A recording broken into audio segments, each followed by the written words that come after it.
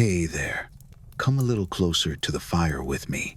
Tonight, I want to tell you a darker truth that hides inside velvet manners and lace-trimmed smiles.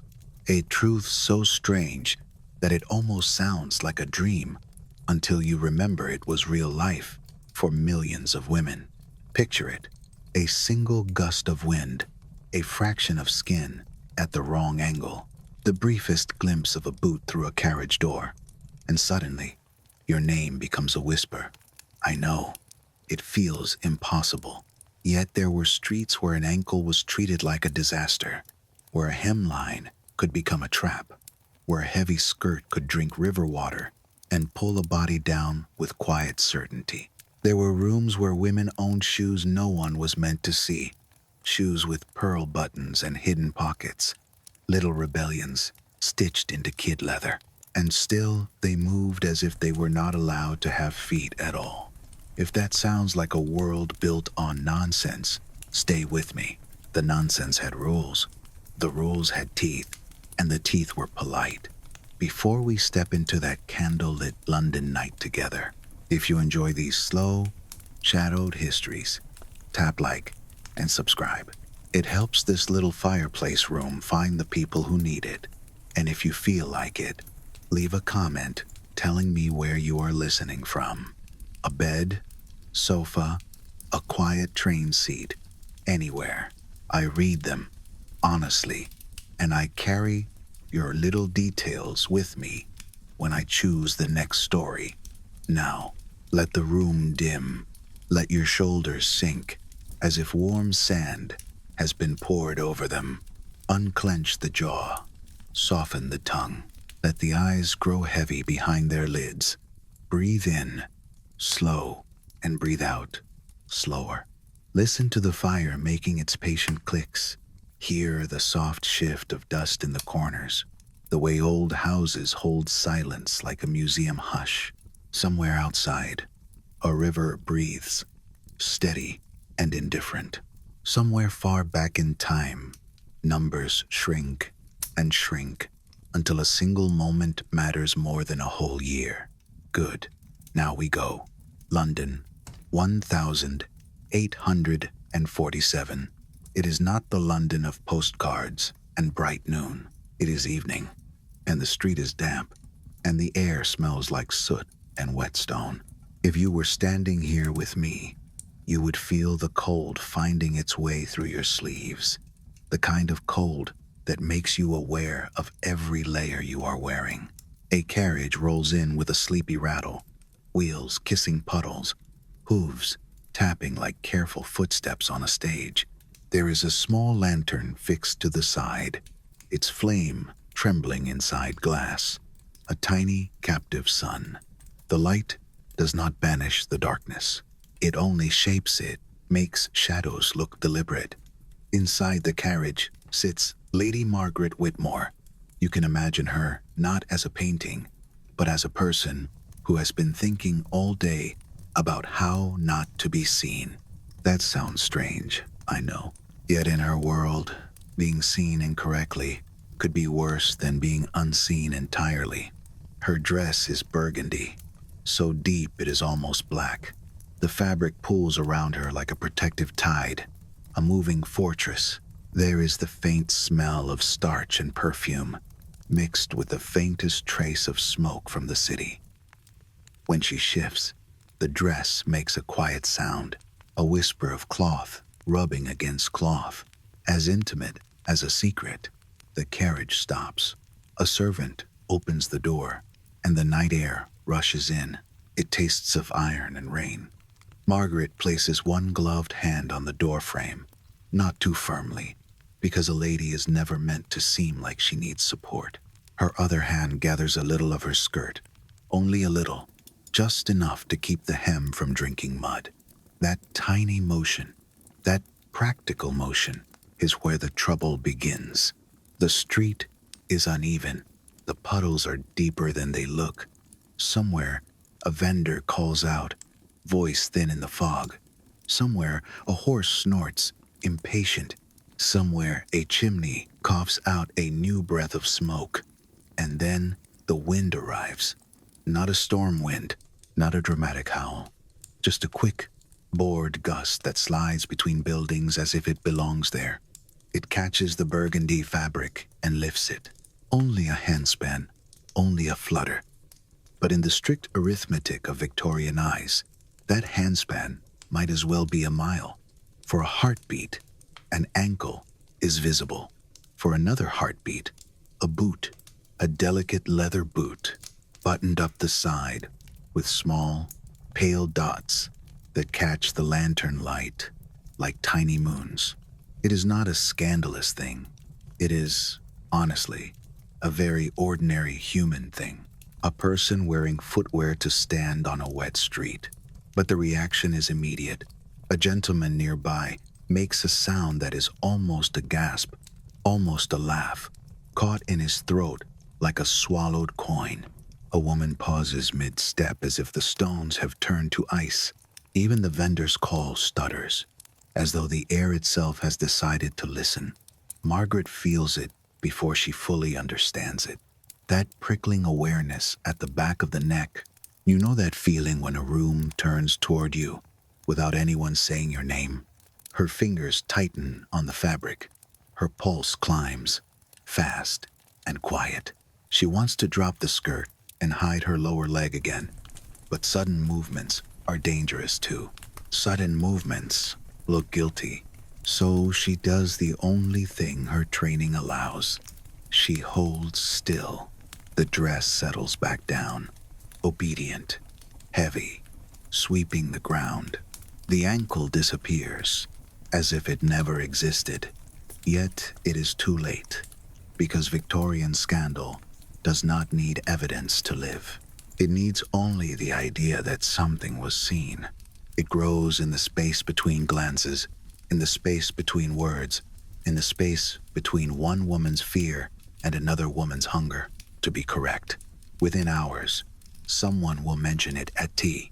By tomorrow, it will be embroidered into a story with extra details.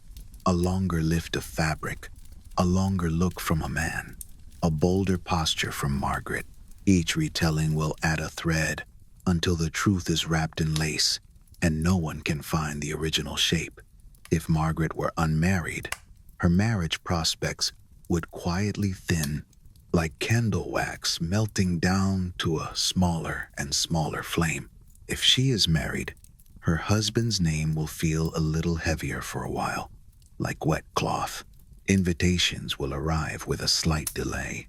Smiles will hold a fraction less warmth.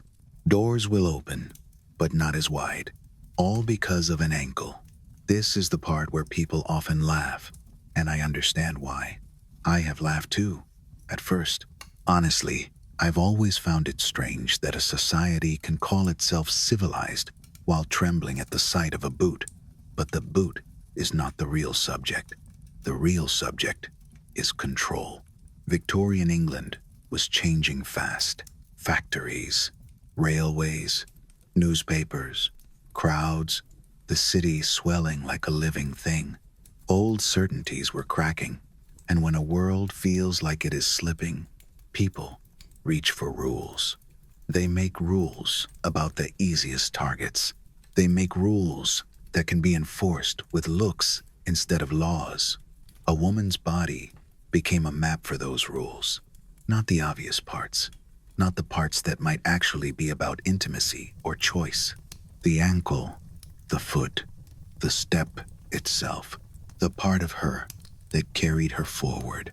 If you can dictate how she walks, you can dictate where she goes. And if you can make her afraid of a gust of wind, you can make her afraid of her own movement. Margaret knows all this without putting it into words. She has been trained to feel it, the way you feel the weight of a coat you have worn too long. She has been trained since girlhood to move as if the ground is watching. She is helped from the carriage, guided toward a doorway where warm light spills out. Inside there will be music and conversation and the safe chatter of approved topics. Inside there will be candle smoke curling up toward ceilings like pale ghosts. Inside there will be women with skirts so wide they nearly touch, like careful planets orbiting each other.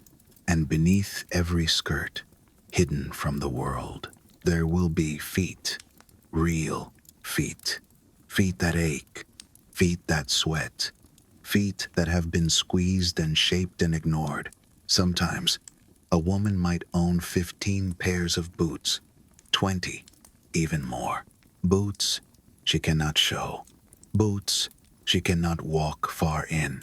Boots that exist only to be known by her and by the silent economy that profits from her secrecy. Some scholars argue over the exact numbers in diaries and household accounts, but the pattern is clear enough. The shoes multiply, unseen, like secrets. Margaret steps inside. Her boot touches a threshold. The leather makes the faintest creak. No one hears it, but I do, in my imagination. And maybe you can hear it too, a tiny sound under a world of manners. She moves into the drawing room, and the air changes. Warmth, perfume, wax, a faint taste of sugar from a tray of cakes.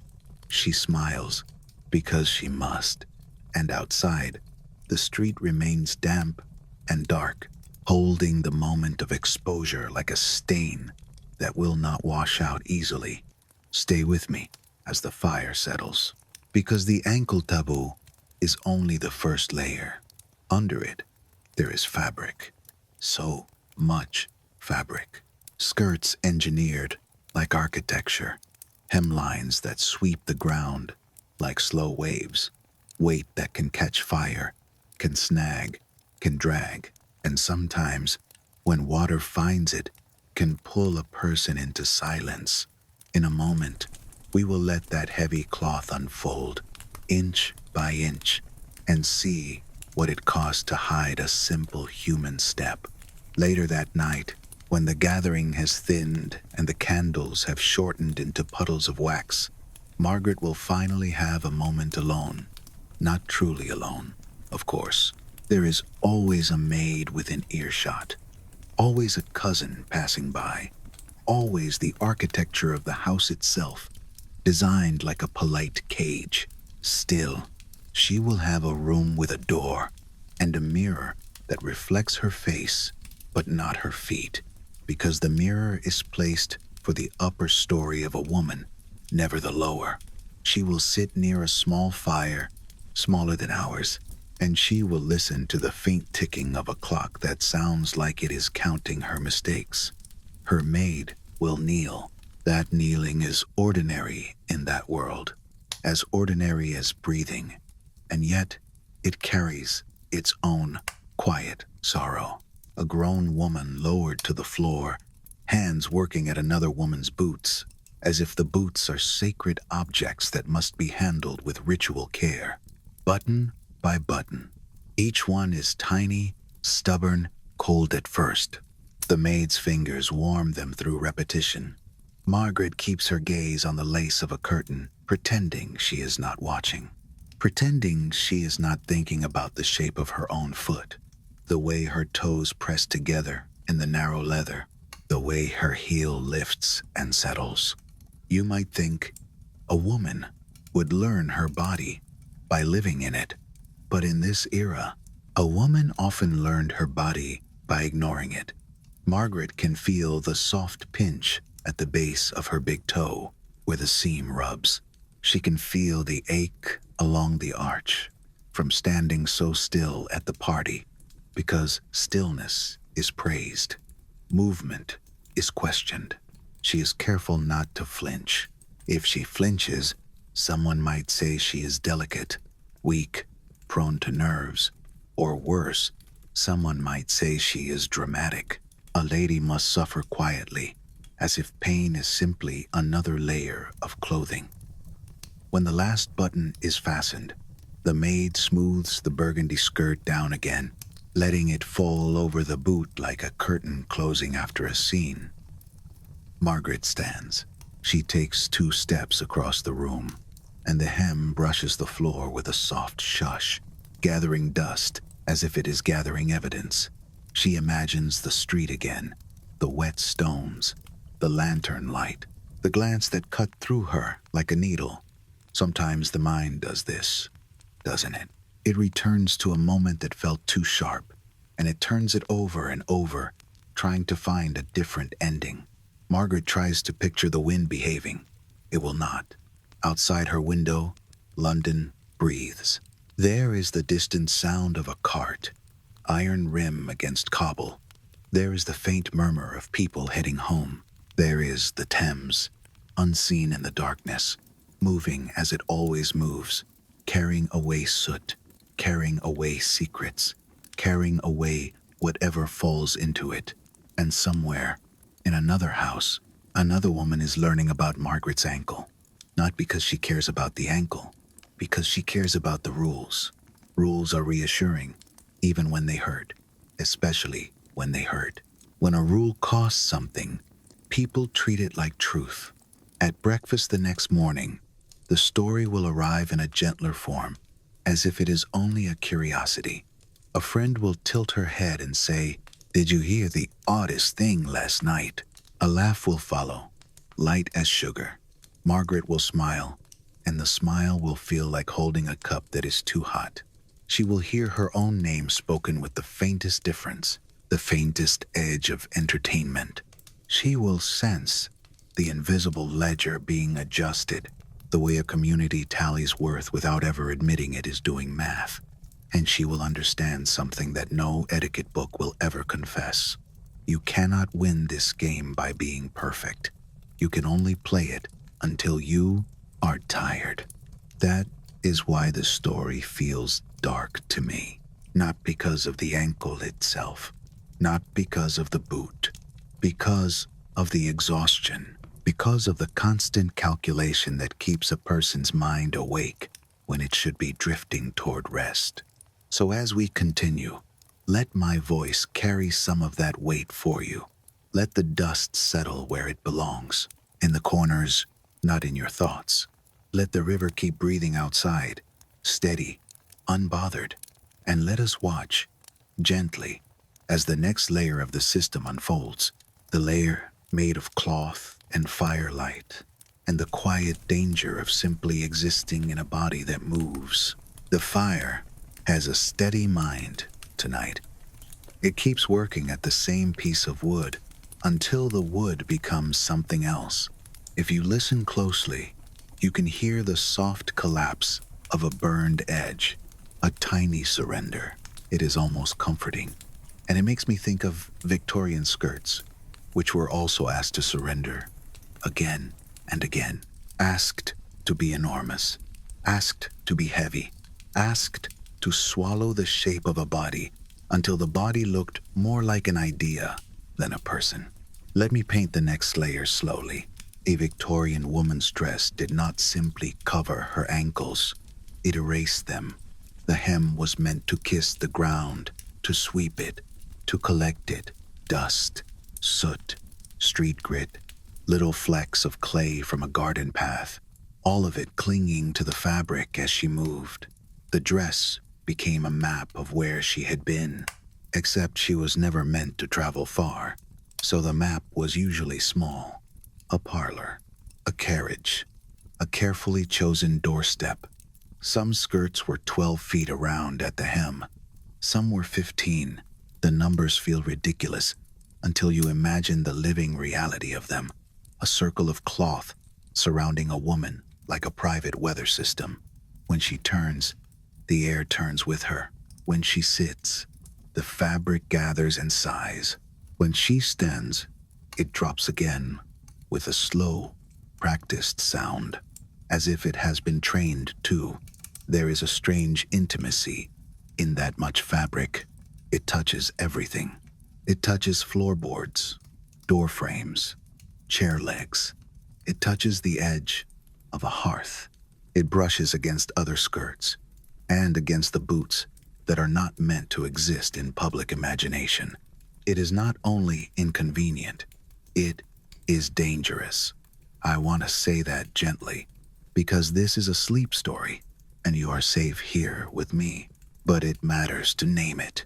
Women caught fire, not in a dramatic, theatrical blaze, but in the cruel way cloth can ignite when it drifts too close to a flame. One careless step near a fireplace. One curtsy that brings the hem into the wrong warmth. A little lick of fire that finds the driest thread and begins to climb. And because the skirt is wide, because it is layered, because it is designed to keep the lower body hidden, the fire has more to eat than anyone expects. Panic is loud, yet the beginning of it can be quiet. A faint smell of singed fiber, a soft crackle that does not belong to the logs. Women fell downstairs because they could not see their own feet. Think about that for a second, very slowly. Imagine walking down a staircase while the view of your steps is blocked by a curtain you are wearing. Your body knows it has feet, but the world insists you pretend you do not. So you rely on memory, and on servants, and on the gentle pressure of a banister under a gloved hand. One missed step, one small misjudgment, the skirt catches or hides the edge of a stair, and a body tips forward with a helpless grace that society still expects to look elegant. Women were caught in carriage doors. That one is almost too easy to imagine. After Margaret's moment, a wheel ruts the road. The door swings. The skirt lingers. The fabric is slow. The carriage is not. There are documented accounts of women dragged along wet stones, their skirts acting like ropes tied around them. The details vary, and sometimes the stories swell with retelling, but the risk was real enough that it haunted the era. And then there is water, the river breath, the sudden, indifferent pull. Victorian skirts were hungry for water. Thick layers of cloth can drink a pond in seconds, growing heavier, heavier, until they stop being clothing and start being weight. There are reports of women falling into rivers or ponds and being pulled under by their own soaked hems. The image is horrific, yet the mechanism is simple. Fabric plus water plus gravity. Society looked at these outcomes and said, quietly, that the price was acceptable because an ankle must not be seen. That is the kind of logic that makes me go still. I sit here beside the fire, and I feel the warmth on my hands, and I think about a woman standing beside a different fire, a century and a half ago, and being told that her safety is less important than the illusion of modesty. And here's the irony that always makes the story feel like a fever dream. At evening events, respectable women could reveal their shoulders, their necks, their décolletage, framed in lace and jewels, admired under chandeliers. Couples could dance in close proximity, bodies moving together in the approved language of the waltz. Yet the ankle, the foot, the practical part of the body that touches earth, that was the scandal. As if the ground itself were indecent. Some historians describe this as a moral obsession. Others call it a social technology. Either way, it functioned like a lock on the simplest act of walking. Now, inside that lock, there was an economy, a thriving humming machine of money and craftsmanship built around hiding what it sold. Imagine owning shoes that no one is supposed to see, not even your husband. Sometimes, not in any casual, everyday way, and yet you own many pairs. Some scholars argue about the exact averages across class lines because household records are uneven and diaries can exaggerate.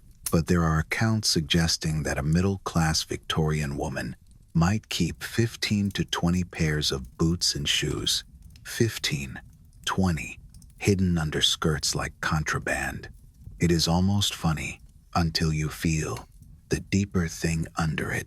Those shoes were not built for long walks.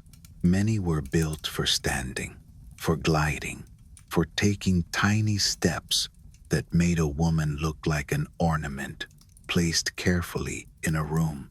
Heels could be high and narrow, toes squeezed into shapes that did not match a natural foot. Buttons could be so small and numerous that dressing became a ritual requiring help, patience, and sometimes pain. Think of the sound of those buttons. One by one, tick, tick, tick, like a tiny clock counting out obedience.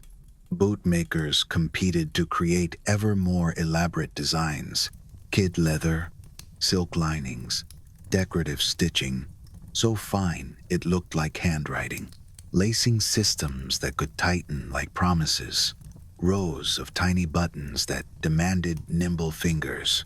A fashionable pair could cost a staggering amount in modern terms, depending on who you ask and how you calculate.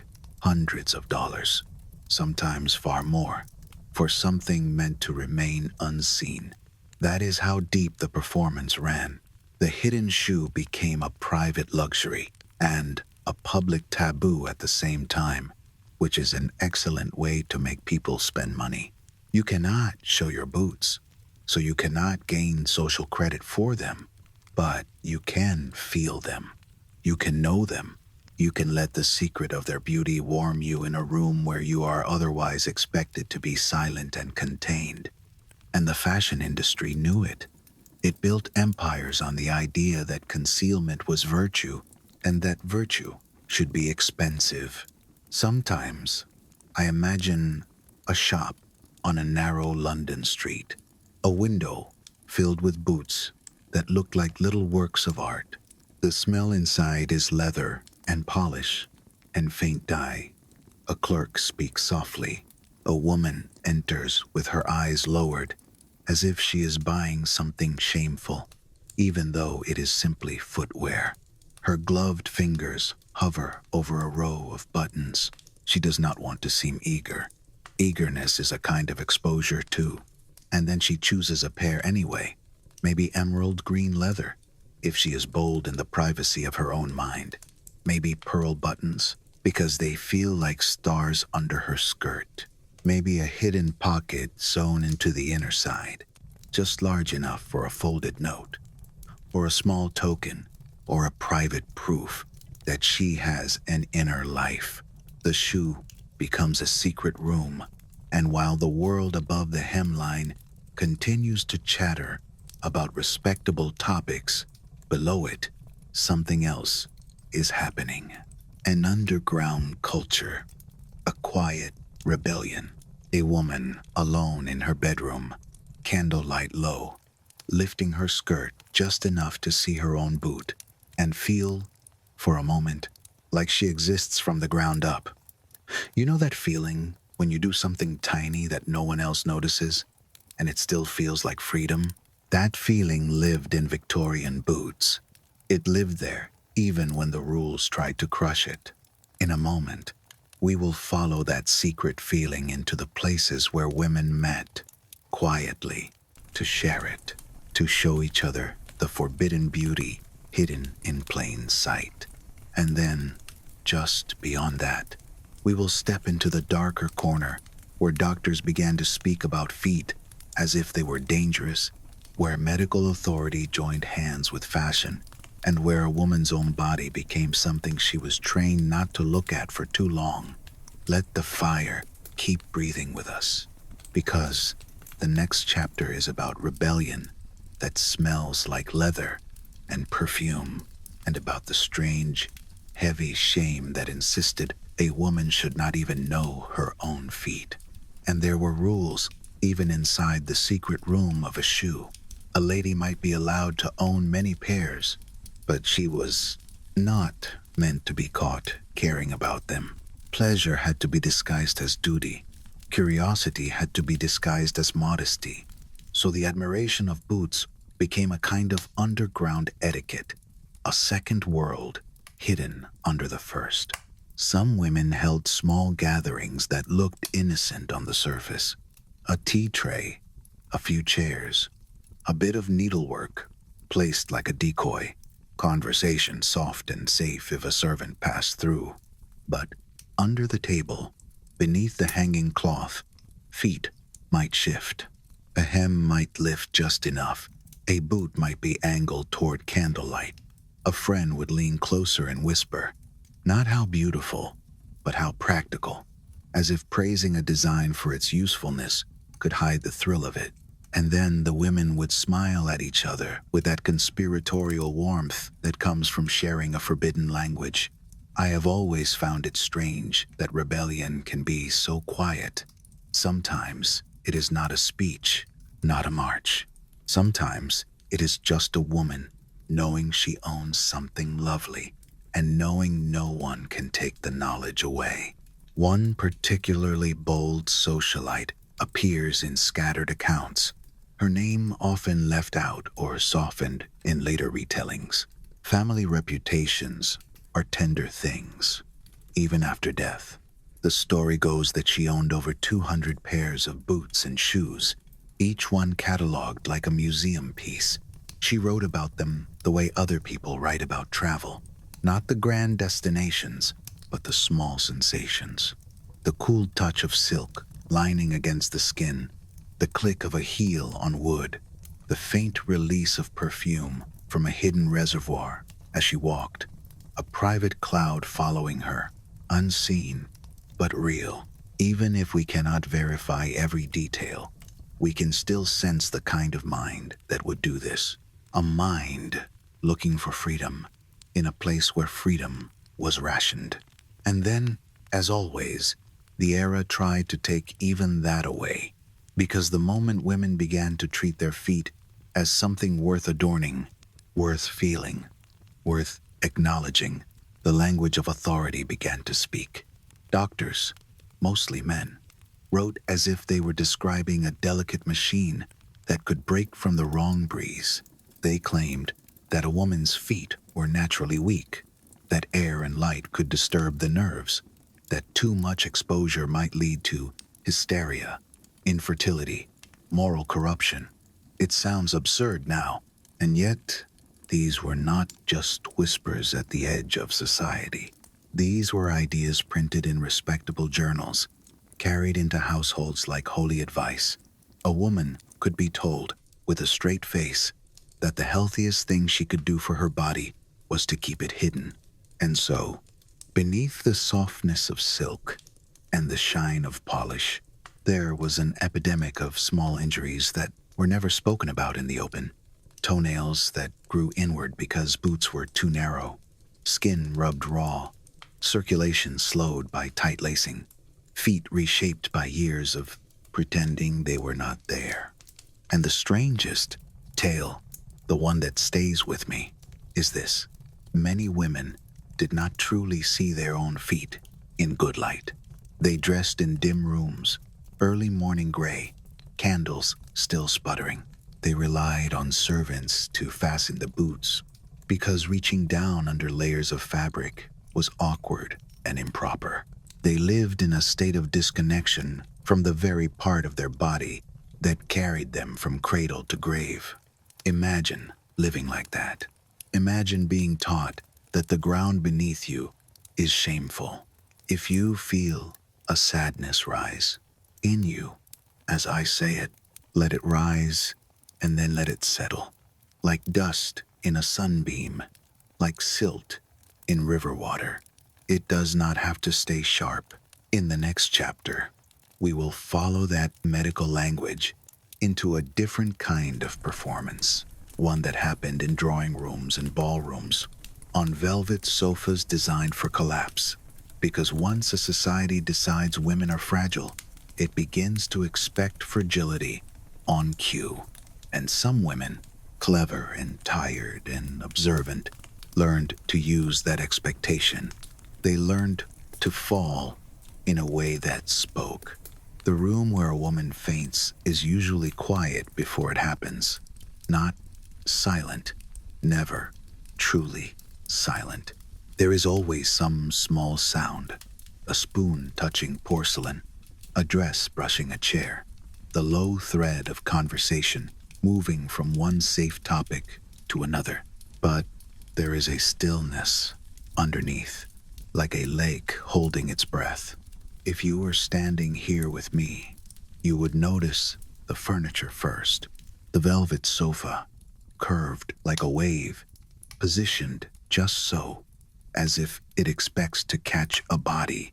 The delicate side table with a crystal bottle, not wine, but smelling salts, sharp and ready.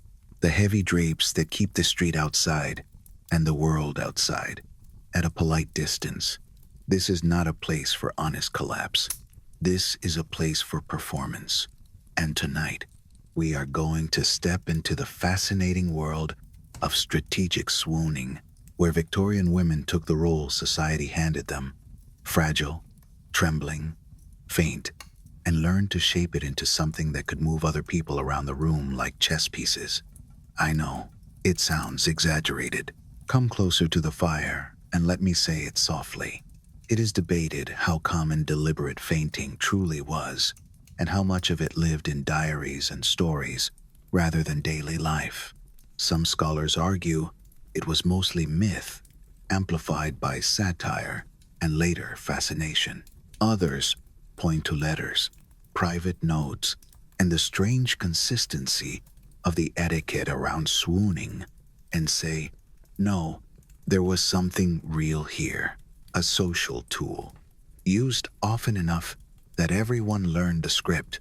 Either way, the script existed, and a script changes behavior, even when the actors deny they are acting. Imagine a young woman in a parlor, her corset drawn tight under layers of cloth. She has been taught to sit with her back straight and her hands quiet. She has been taught to breathe shallowly so her chest does not rise too boldly.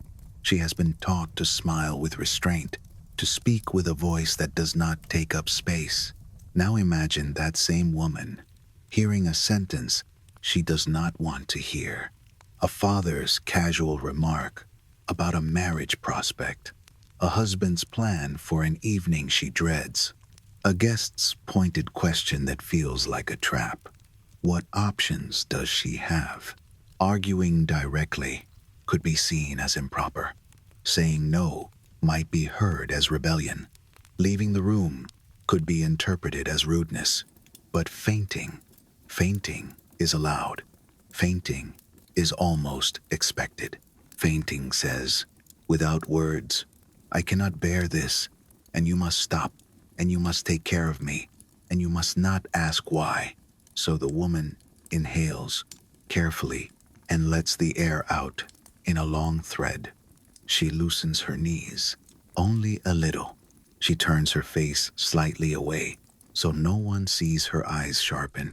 And then she begins to fall, not like a sack, not like a truly ill person, but like a willow, bending like a curtain drifting down when the window closes.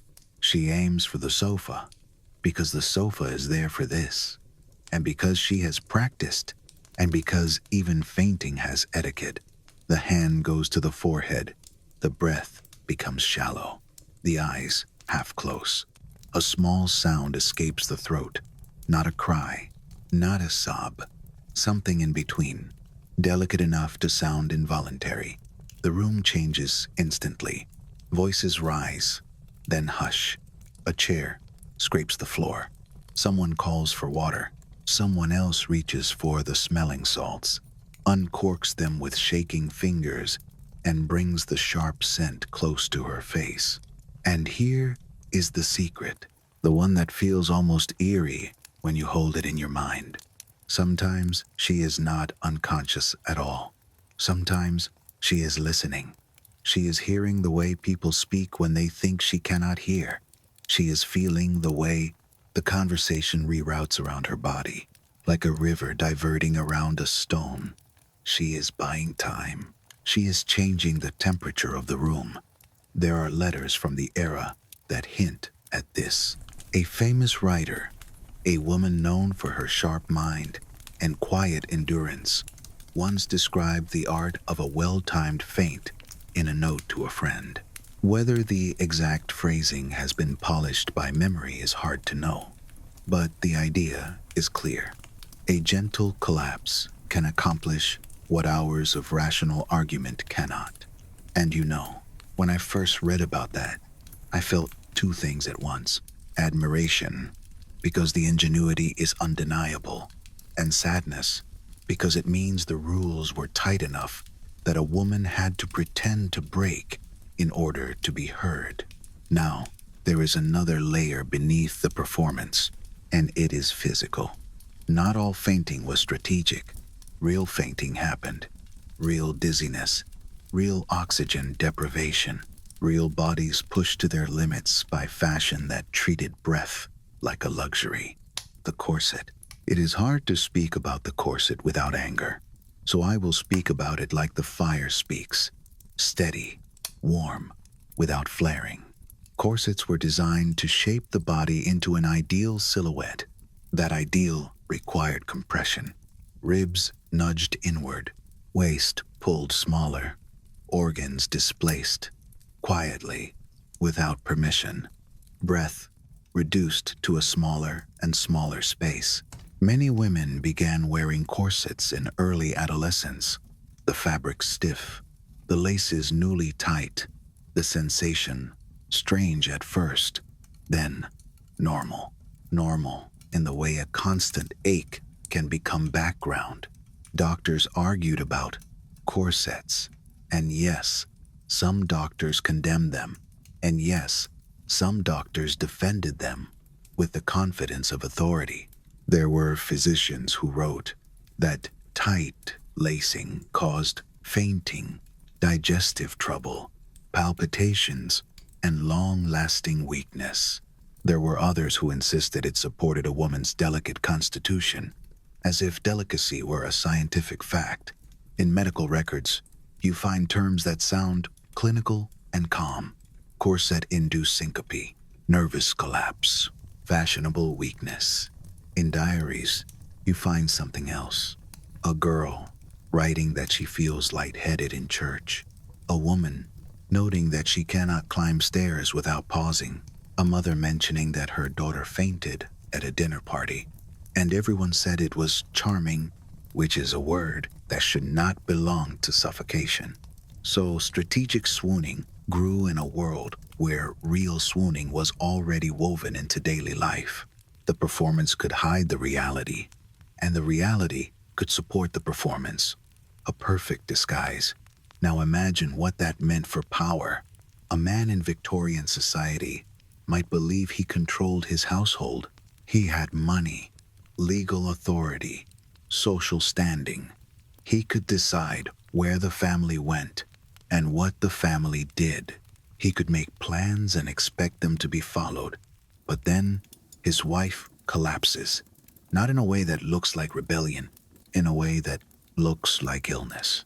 And suddenly his plan must pause. The dinner is delayed. The argument ends. The guests leave early, murmuring sympathy.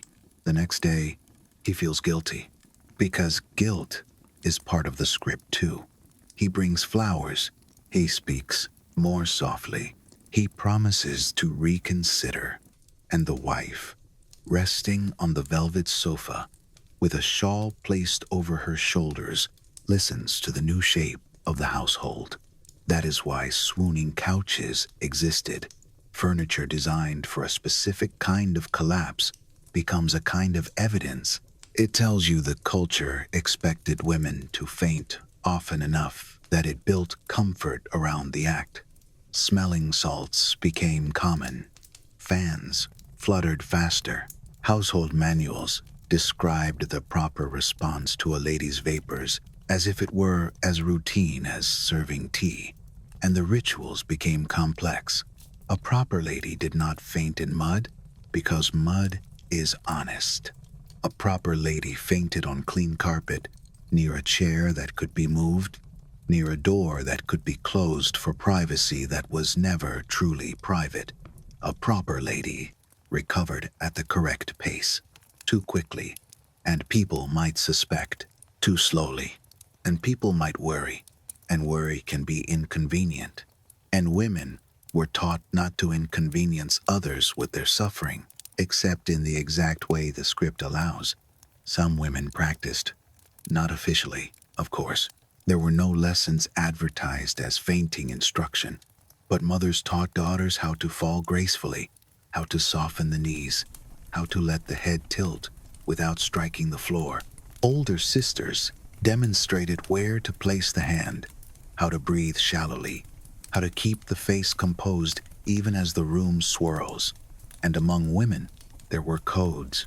A sudden collapse during a dull conversation meant rescue me. A slow decline with dramatic breathing meant I strongly disagree. A full swoon that required being carried away meant this must end now. It sounds like theater, and it was. Theater as survival. What fascinates me, though, is the strange side effect. Some women became so practiced at controlling breath and pulse, so familiar with slipping into stillness on command, that their medical notes begin to sound like descriptions of trance. A physician writes that a patient can slow her heartbeat remarkably. Another notes that a woman can become calm in the middle of chaos, as if she has found a secret door inside herself. Modern researchers sometimes look at these records and suggest that beneath the social performance, there may have been something like meditation taking shape, accidental and unacknowledged. It is a soft hypothesis, not a certainty, but it fits the evidence of what breath control can do. And that thought, oddly, feels calming, because even inside an oppressive script, the body can learn a kind of peace. Not the peace of freedom, but the peace of skill. If you are listening and your breathing has already slowed, notice it now. Inhale, as if you are gathering the warmth of the fire. Exhale, as if you are letting the weight of those corsets and rules fall off your shoulders and into the dust. Good. We are going to stay with the women who mastered the faint and follow them into the next darker corner of the era, where beauty itself became a quiet poison, where colors glowed too bright in candlelight, where hands turned green, where fashion did not just restrict the body, it entered it. And in a moment, you will meet a young woman whose fingertips shimmered like emerald and whose life was spent inside a factory that smelled of dye and danger. Let me slow it down even more. Picture the moment just before the collapse, when a woman decides, in the quiet behind her eyes, that the faint will begin now. She is seated upright, the corset holding her like a firm hand around the ribs. Warmth from the fire touches one side of her face, and a draft slips under the door on the other. Her gloves are smooth at the fingertips, and when she presses thumb to forefinger, she can feel the tiny ridge of stitching. Someone is talking. The words are not cruel, not openly. They simply assume. They assume her time belongs to the household. They assume her future belongs to a plan already decided. She nods. She keeps the small smile. Then she lets that smile soften, as if it is slipping away. Her hand finds the edge of the sofa, not gripping, just touching. Velvet holds warmth in its pile, and that warmth tells her, yes, this will catch you. Her eyes drift upward, as if the chandelier is suddenly too bright, and the room responds before she even falls. People have learned the signs. A lady's pallor, a pause in speech, a swallow that looks too slow. Now the body tilts, the skirt shifts in a soft wave of fabric. Somewhere under that fabric are feet that no one should be thinking about, and yet everyone is thinking about them, because the taboo trains the mind to imagine what it forbids. Then the smelling salts appear, and the air itself changes. The scent is sharp, almost wintry. It slices through candle smoke and perfume, and for a moment, it feels like the outdoors forced into a room that was trying to stay warm and controlled. A voice says, there, breathe, dear. And the woman, faint or not, lets that scent pull her back at the pace she chooses. When refusal is punished, collapse becomes a language. Stay with me by the fire as we step away from the velvet sofa and toward the workrooms and shops, the places where women did not have softness beneath them, only wooden stools and hard floors, and where the poisons of beauty settled into skin and hair like invisible dust. And it is here, at that threshold between parlor and street, that the story turns again. Because the same society that demanded a woman fall gracefully also demanded she look a certain way while standing. It demanded pale skin, bright eyes, a waist that looked impossible, a dress that shimmered in the right light. It demanded beauty even when beauty hurt. Soon we will walk into a factory where color is made, where green is not the gentle green of leaves, but a green that clings to fingertips and lingers in the lungs. We will meet Matilda, young and proud of her work, and we will listen to the quiet betrayal hidden inside a fashionable shade. If you ever want to understand how a century can lull itself into danger, look at the colors it celebrates. There was a shade of green in the mid-19th century that people could not stop craving. It was the green of fresh leaves after rain, the green of glass held up to sunlight, the green that seems to promise life. Under candlelight, it looked even richer, almost luminous, as if it carried its own quiet glow. And that is what makes the story so unsettling, because that glow did not come from magic. It came from poison. The year is 1862, and we are going to step into London with slow footsteps, the kind you can hear clearly in your mind. The street is damp, the air carries coal smoke, and somewhere nearby a river breathes, wide and patient, moving past the city the way it always has. Carriages creak, boots tap on stone. Somewhere a bell rings, a mild warning that time is passing. Now, turn down a narrow lane, where a building stands with tall windows, fogged a little from the warmth inside. This is a workshop, a factory, a place that smells of wet paper and starch and dye. The scent is not foul at first. It is sharp and mineral, with a faint sweetness that tries to disguise it. Inside, young women sit on wooden stools in rows. Their dresses are plain. Their hair is pinned up. Their hands move quickly because speed is a kind of wage. They twist wire stems, shape petals, dust powder onto fabric until it becomes a blossom that will never wilt. One of them is Matilda Schurer, 19 years old enough to know how heavy life can feel, young enough to believe a beautiful thing might save it. She works in a prestigious artificial flower factory, creating the most coveted accessories of the era: emerald blooms for hats, emerald sprays for bodices, emerald wreaths that will tremble on the shoulders of women who never have to sit on hard stools. Matilda dips her brush into a small dish, and the pigment clings to the bristles like fine sand. She taps it lightly, the way you might tap ash from a cigarette, and a soft cloud rises, almost invisible in the air, then settles onto the petals and onto her skin. Her fingertips turn green. At first, she finds it oddly lovely. Honestly, I can picture her looking down at her hands and feeling a tiny spark of pride. In candlelight, the color might look like jewelry. It might make her feel, for a moment, like she belongs to the world she is decorating. The green stains her nails. It gathers in the creases of her knuckles. It catches on the dampness of her palms, and when she rubs her hands together, it becomes a thin paste, like paint. Sometimes she laughs with the girls beside her, and the laughter has that tired brightness people use when they are trying not to think too hard. Sometimes she pauses and listens to the hush between sounds, the factory's constant rustle of paper, the soft scrape of a stool, the faint cough from someone in the back row, a cough that keeps returning. The pigment has a name. People call it by different names, but the important part is what it contains. It is made with arsenic compounds.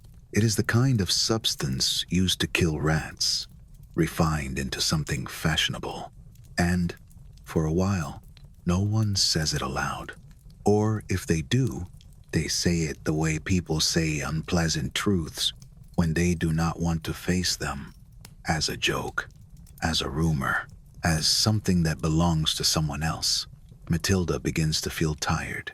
Not the ordinary tiredness of long hours, but a deeper heaviness, as if her bones are filling with wet sand. Her skin becomes irritated, dry in places, then raw. Her stomach turns. Her hair loses its shine. She starts to dread the moment she will have to eat, because food does not settle the way it used to. She tells herself she is simply working hard. Everyone works hard. The foreman keeps the windows closed because open windows mean drafts, and drafts disturb powder, and disturbed powder looks messy, and messy work is punished. So the air stays thick, and each breath carries a little of that green, a little, every day. It is gentle violence, the kind that arrives in whispers. There are stories of Matilda's illness reaching a terrible end, described in later accounts with the bluntness of industrial tragedy. Some details may be softened by time, some by the desire to make a point. What we can say, with sad certainty, is that women in industries using arsenic pigments did become sick. Factories were dangerous. The price of fashionable color was paid by bodies that never attended the balls where the color shimmered. And here is the part that makes me feel cold, even near a fire, even when people began to suspect, even when reports circulated. Society did not abandon the green. It adjusted. It looked away. It pretended the glow was worth it. Imagine a ballroom later that year, music drifting, candles shining in glass. A young woman in an emerald gown moves through the room, and everyone turns to admire her. Her dress is not just fabric, it is a statement. It says her family can afford the newest fashion. It says she is modern, daring, radiant. She smiles, and she does not know that the color she wears is not only on the cloth, it is on her skin. In the warm air of the ballroom, the pigment can loosen. It can rub against the body. It can drift, faintly, into the breath of anyone who leans close. And the dress is praised. I have always found it strange that a society can call something proper while it quietly harms the people who are trying hardest to be proper. Arsenic-green is only one doorway into the darker wardrobe. Victorian beauty was often chemical. Face powders were made with lead. Lead makes the skin look pale and smooth at first, like porcelain. It also accumulates in the body over time, silent, patient, reshaping health in ways people did not understand or did not want to understand. Rouge could be made with mercury compounds. Lip color, too. Some creams contained strange mixtures that stung, then numbed, then were called effective. Beauty manuals recommended eating chalk, drinking vinegar, taking small doses of arsenic to brighten the eyes and clear the skin. Some women believed poison, taken carefully, could become medicine. They were not fools. They were desperate. They lived in a world where appearance was currency, and when your currency is your face, your waist, your glow in candlelight, you spend it to survive. Letters from the period suggest many women knew, at least in a foggy way, that their powders and paints were dangerous. They wrote about headaches, about trembling hands, about strange moods, about memory lapses that frightened them in private, then were hidden behind a smile in public. Imagine waking in the morning and feeling your hands shake as you lift a brush. You know, The powder makes you look acceptable. You also know, somewhere deep, that it makes you feel worse. And yet, you apply it anyway. Because without it, the world becomes sharper, more judgmental, less forgiving. It is easy to call this vanity from a distance. Up close, it looks like economics. A beautiful woman could marry well. Marriage could be shelter. It could be food and security. And in some cases, it could be the difference between dignity and ruin. Looking beautiful was not always an indulgence. Sometimes it was a job requirement for survival. So, the beauty industry grew. Bootmakers sold shoes no one should see. Corset makers sold restraint wrapped in satin. Cosmetic sellers promised innocence in a jar. And the people manufacturing these goods, often women like Matilda, paid the physical cost. There were physicians who wrote warnings, published in respected journals, about what they called fashion fatalities. At the same time, there were other voices insisting that the danger was exaggerated, that moderation was enough, that women were too sensitive, that complaints were nervousness. In that noisy disagreement, many people chose the comforting lie. The profits were too large to abandon. A single gown could cost a fortune. A single box of powder could be sold again and again. Factories employed thousands. When an industry feeds families, it becomes harder to admit it is feeding on them too. One case often told involves a woman who wore an arsenic-green gown repeatedly and developed lesions where the fabric touched her skin. Whether every detail is exact is hard to prove, but the broader truth remains. People reported skin irritation, illness, and mysterious weakness linked to certain pigments and cosmetics. Fashion could burn without flame. Another haunting story is the slow unraveling of the mind. Mercury exposure can cause tremors, mood changes, confusion, paranoia. Victorians sometimes interpreted these symptoms as feminine instability, as if the woman herself were the problem, not the poison she dabbed on her cheeks each morning. A young woman writes in a diary, her handwriting growing shakier over months. She worries she will not be able to hold her pen. She worries she will not be able to hold her composure. She promises herself she will stop using the product tomorrow. Tomorrow arrives. The mirror is waiting, and she cannot stop. Not because she lacks willpower, but because the world punishes women who look tired, who look ill, who look older than they should. So the poison becomes routine, a quiet companion, and then, in the most eerie twist, the symptoms of poisoning sometimes matched the era's ideal. Pale skin from lead was praised. Red lips from irritation were admired. Weight loss from arsenic was called delicate. A trembling hand was interpreted as sensitivity. The body, harmed, was rewarded.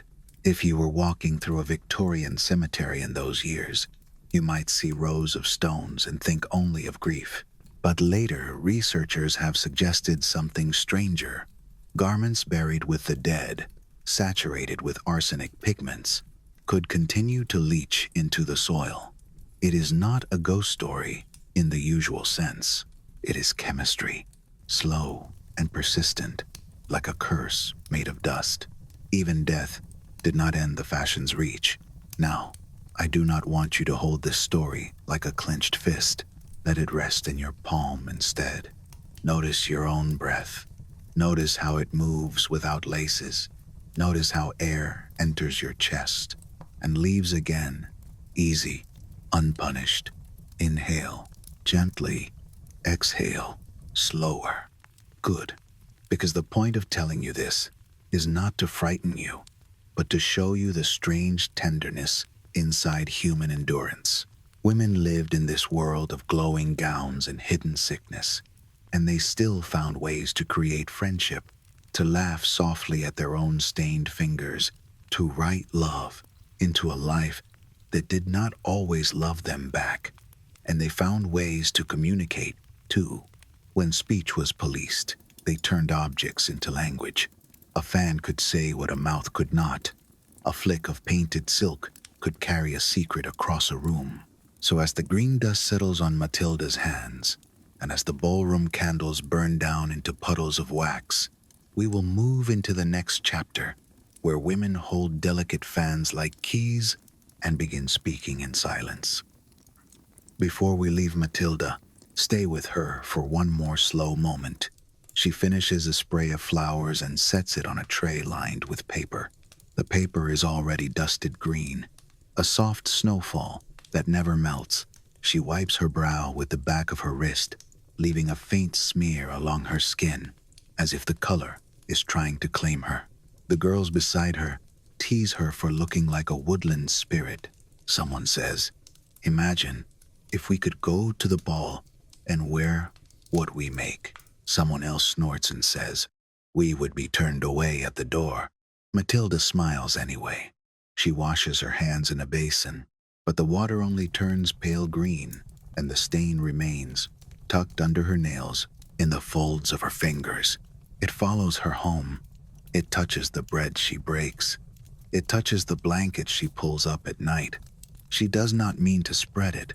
She does not even know she is spreading it. In fashionable shops across the city, a clerk shows customers the newest shade with a practiced grin. He lifts a swatch into the light, and it almost seems to shine from within. Some people even joke that the dresses glowed in the dark, a nervous kind of humor that often appears when something feels wrong but is still desired. And the desire was strong enough that people looked for ways to take the color inside, not only wear it. Arsenic tablets were sold as tonics in some places, marketed with the gentle language of health. A little dose for clear skin, a little dose for bright eyes, a little dose for that fragile, luminous look that the era praised. It is hard to know how widespread the practice truly was, because people do not always confess what they swallow, but the idea itself is telling. When beauty becomes a requirement, poison can be reframed as help. So the green moved from factory to dressmaker, from dressmaker to ballroom, from ballroom to the body, and even into the stories people told each other when they wanted to sound worldly and unafraid. And still, the women at the stools kept working, because wages are louder than rumors. A fan looks harmless when you first notice it. A circle of painted silk, ivory ribs, a little hinge that opens and closes with a sound like a soft clap, the gentlest punctuation. In a crowded parlor, it can seem like nothing more than a tool for heat, a way to stir air that smells of candle smoke and perfume, a way to give the hands something to do when the mind must stay polite. But if you were standing here with me, close enough to hear the fireplace settle and to see dust drift through the lamplight, I would not even trying to cool themselves, signaling. Because when a society forbids a young woman to speak freely, she will learn to speak anyway, and she will choose the quietest instrument she can find. There is a particular hush that comes before a secret conversation begins. You can feel it, even if you do not know what is being said. People keep smiling. Music continues. A teacup is lifted. A servant walks past with a tray. Yet something changes, like a door inside the room has been closed, and only a few people are now inside. Victorian courtship rules, at least in the polished versions taught to respectable families, made direct communication risky. A lady could not easily initiate conversation with a gentleman without a formal introduction. She could not openly confess interest. She could not ask for a private meeting. Even simple preferences about her own future could be labeled forward, which is a gentle word for dangerous. So women built a language out of gestures. How widespread and standardized this so-called language of fans truly was is debated. Some historians argue it was exaggerated by later guidebooks and commercial marketing, a charming myth sold alongside the fans themselves. Others point out that even if the code was not universal, the habit of using objects for discrete signaling was real, and the idea took root because it fit the social conditions so well. Either way, the image remains powerful. A young woman in a parlor, her fan half open, her expression serene, while her wrist and fingers conduct a conversation no chaperone can prove. Picture the scene, a musical evening in a well-kept house. The wallpaper is pale, patterned with flowers that never fade. Candles tremble in their sconces. A piano plays something soft, not too bold. Conversation is arranged in careful clusters, like bouquets. The air is warm from bodies and wool and coal fire, and the windows are fogged at the edges. And there she is, Emily, perhaps, or another young woman whose name is tucked away in a diary, protected by time and family pride. She is seated with other ladies, her dress modest, her gloves smooth, her posture trained into stillness. Across the room stands James, or Thomas, or someone equally ordinary in the best way, a man who is respectable, but not quite respectable enough for her parents, a man with a modest income, a school teacher, a clerk, a person who looks at her as if her thoughts matter. They cannot speak openly, not for long, so they look, briefly, and then look away. Emily lifts her fan. The movement is small, almost lazy. The fan touches her cheek, right side. The gesture could mean a dozen things, depending on the household, the region, the era. It could even mean nothing at all to anyone watching, but to him it means, I want to speak with you, or watch me, or not here. Now he responds without moving his mouth, a slight nod toward the garden door, a glance that lasts half a heartbeat. And suddenly the room becomes a map. The piano music becomes cover. The drapes become hiding. The hallway becomes a river between them. The chaperone becomes an obstacle to be managed gently, with charm. You know that feeling when you are surrounded by people and yet you feel alone with one person across the room? That is the strange magic of a coded language. It creates a private chamber inside a public space. It turns distance into intimacy. Some women did not rely only on the common gestures. They altered them. They made their own dialects, lovers' versions of the code that no guidebook could teach. They assigned meaning to speed, angle, which finger held the handle, whether the fan opened fully or only enough to show a sliver of silk. A quick flutter might mean hurry. A slow drift might mean patience. A snapped shut fan might mean danger. Stop. Eyes are on us. I have always found it strange that a society could praise women for their decorative fragility, while those same women were, quietly, inventing systems that required memory, spatial awareness, timing, and nerves of steel. Imagine learning this language, not in a classroom, not with a chalkboard and neat examples, but in whispered lessons between women. An older cousin showing a younger girl how to hold her wrist so it looks natural. A married aunt, finally less supervised, teaching the difference between yes and perhaps, a difference of inches and breath. Friends practicing in front of a mirror, pretending to adjust hair, while actually training the eye to read signals in peripheral vision.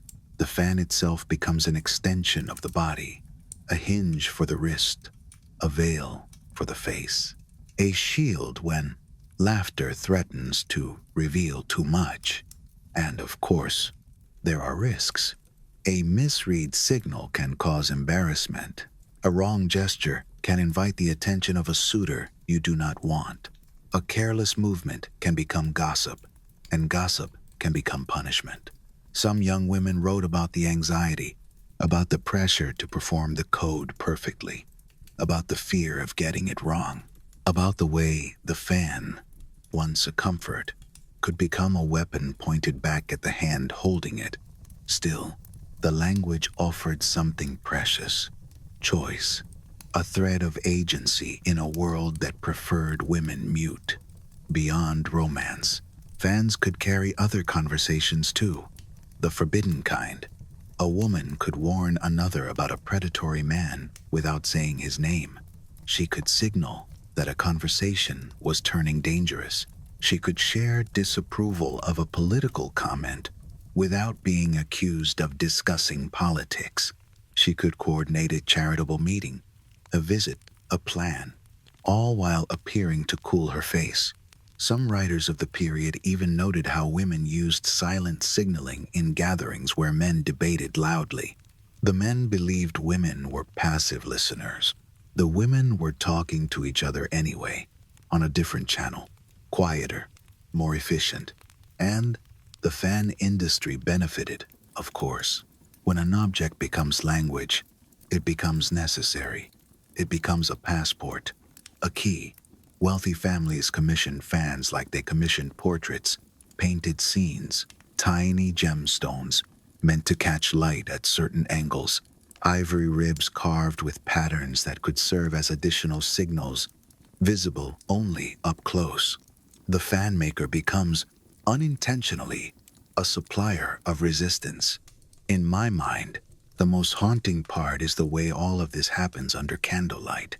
Candlelight makes every gesture softer. It blurs edges. It hides tremors. It allows a woman to tilt her fan and let the shadow do part of the speaking. So let us walk into one specific moment. Emily is at a dinner party. Her parents sit close. A cousin watches her with that sharp interest cousins sometimes have.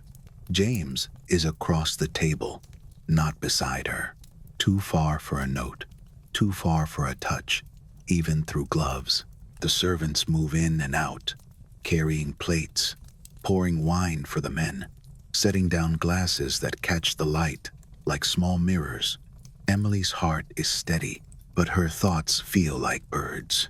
James has something to ask, something bold. He cannot say it, so he shifts his glass, just slightly, toward the edge of the table, a movement that means nothing to anyone else. He lifts his eyes and then lowers them. Emily opens her fan, just a little.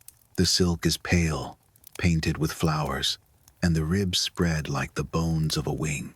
She lets the fan rest against her right cheek. Yes, the word is not spoken. It does not need to be. She closes the fan slowly and lays it on her lap as if she is finished with it. But her fingers remain on the handle, and the handle is warm from her palm. Under the table, her shoes are hidden, her ankles safe from scandal, and yet her entire future has shifted by a gesture measured in inches. If you listen carefully, you can hear the room continue. Someone laughs at a mild joke. Someone comments on the weather. Someone praises the roast. All safe. And under that safe surface, the fan language carries a secret that would shock the people who believe they control her. Now, as the night grows deeper, and as the fire settles into a quieter glow, I want you to feel the gentleness of this, not the oppression, not the fear, the gentleness of the movement itself. A fan opening, air drifting, silk catching candlelight, a woman's wrist turning as if by accident, a message passing without sound. It is eerie. Yes, it is also beautiful, in the way ingenuity can be beautiful, even when born from need. And it does not stop here, because if fans could speak in public, there was another object that could speak even when the woman was not present at all. A piece of paper, a small card left on a silver tray like an offering, a calling card. and the strange wars that could be waged with cardboard and corners folded down are waiting for us, just beyond the parlor door, in the quiet hallway, where footsteps echo and reputations travel faster than any carriage. So let the fan close in your mind, slowly, without a snap. Let your jaw soften. Let your shoulders drop, as if someone has untied a ribbon at the back of your neck. And follow me into the next room, where the battle is fought not with gestures, but with names pressed into paper, and with the silent cruelty of being told, through etiquette, that you are not welcome. Before we cross that threshold, linger with me for a little longer in the world of the fan. These stories can sound like quick tricks. Hold the fan here, close it there, and suddenly the lovers meet. That is how it is told in bright daylight. At night, beside a fire, the truth is slower. A coded system is not only gestures, it is waiting. It is the ache of looking down at your lap while your whole attention points across the room. It is the practice of keeping your face calm while your thoughts run faster. It is the way your hand learns to behave as if it has its own private mind. And it is also the way other women, watching, can read you. Class mattered. Place mattered. A working girl might use a cheaper fan and broader motions because subtlety is a luxury when you are tired. An aristocratic girl might speak in millimeters because her whole life has been trained into delicate precision. Sometimes, the best strategy was not boldness, but smallness. A snapped-shut fan could attract attention, so you close it slowly and let the silence do the warning. Even the sound of the hinge mattered. Some women preferred an old fan that closed with a sigh. And then there is the strange comfort that can come from having a tool. When your choices are limited, a tool feels like a small door you can still open. Now, let us step forward. The fan belongs to the night of music and crowded rooms. The calling card belongs to the afternoon, to the doorstep, to the silent exchange between house and street. It belongs to a world where even absence can be a message, where a woman can declare war without raising her voice, leaving only a rectangle of paper behind. Listen for the faint echo of footsteps on stone. Notice the coolness of a hallway kept neat and quiet. We are going there now.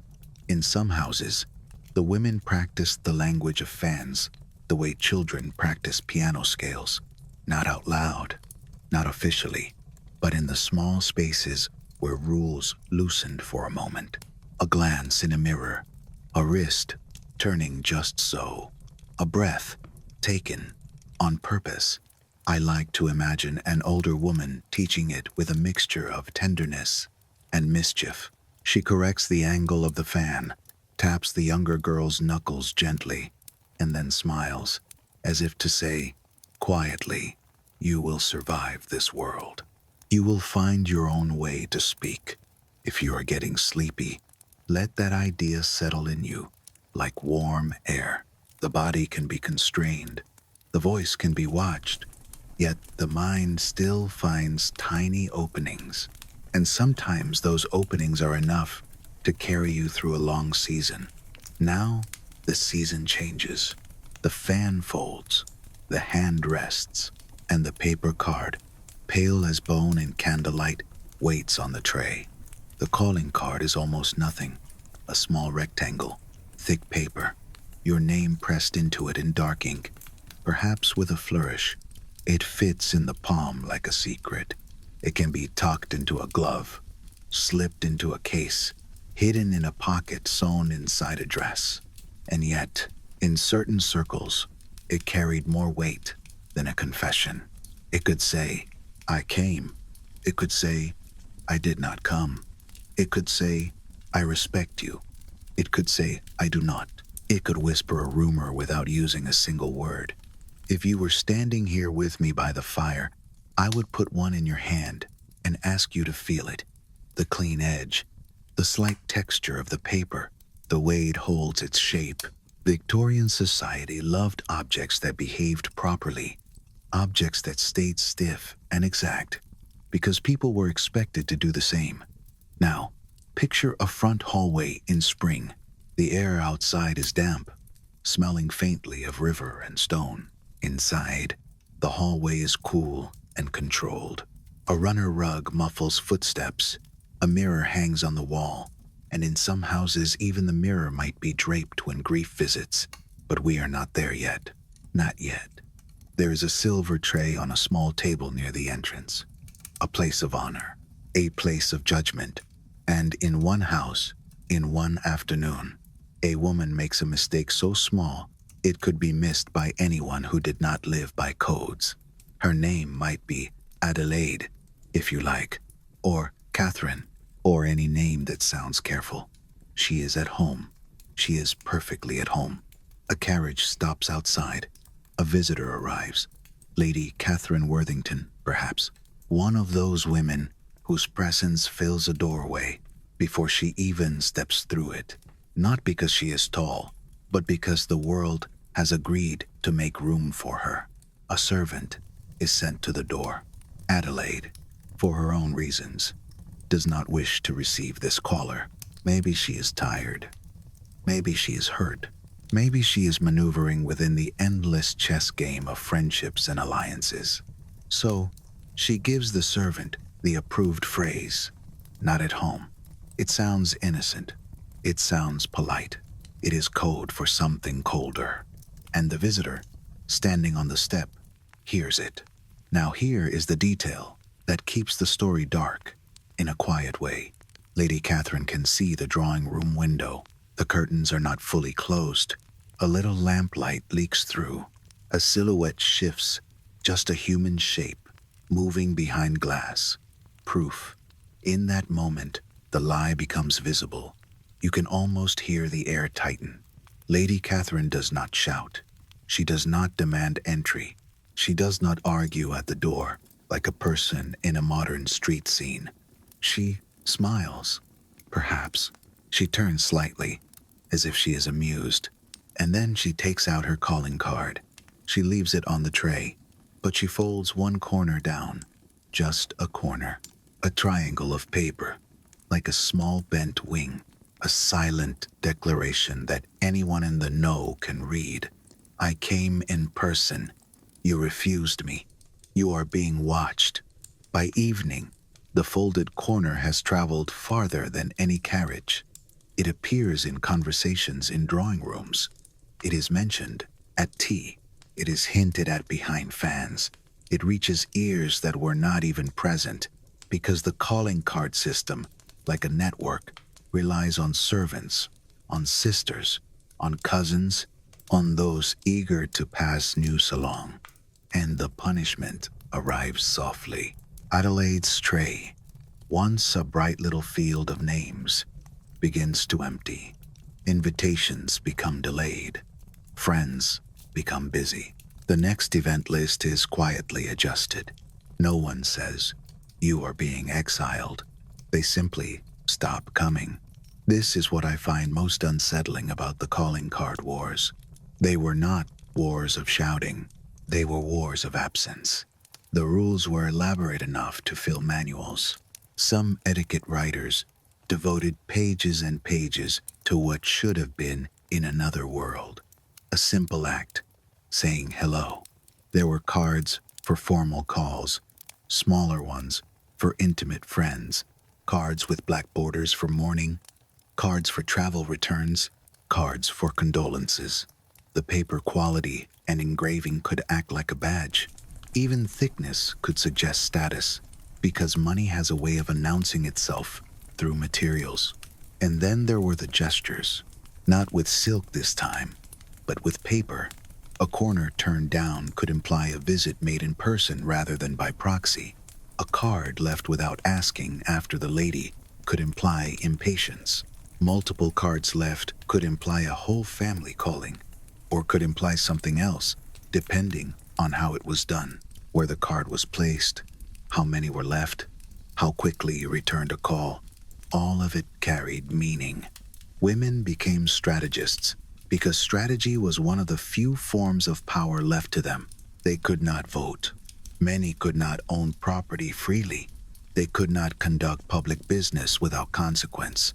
But they could shape the social map, and the map mattered. The calling card became a weapon of mass social destruction, disguised as courtesy. In some places, women even kept records. I can picture a small notebook in a dresser drawer, names written neatly, dates, notes in the margin. Called on Mrs. Harrison, left card. She returned in 3 days. Mrs. Lodge has not returned. Observe, this is not just gossip. This is intelligence. And like intelligence, it creates paranoia. There were families who employed servants with specific instructions. Watch who comes. Watch what they leave. Report the fold, the corner, the number of cards. A small household spy network, not officially called that, because calling it that would be too honest. The irony is that the system pretended to be about manners, about refinement, about gentility. But under the polish was fear. Fear of being excluded, fear of being misread, fear of the wrong person seeing your tray at the wrong time, fear of becoming Adelaide, watching your social life dissolve into silence. Some women mastered the system so completely that they could orchestrate whole seasons. They would plan Thursdays and Saturdays, choose which houses to call on first, decide whose card would be seen where, crafting an impression like a painting. I visited Mrs. Richardson. I did not visit Mrs. Davidson, but I made sure both of them see evidence of my visit to Mrs. Richardson.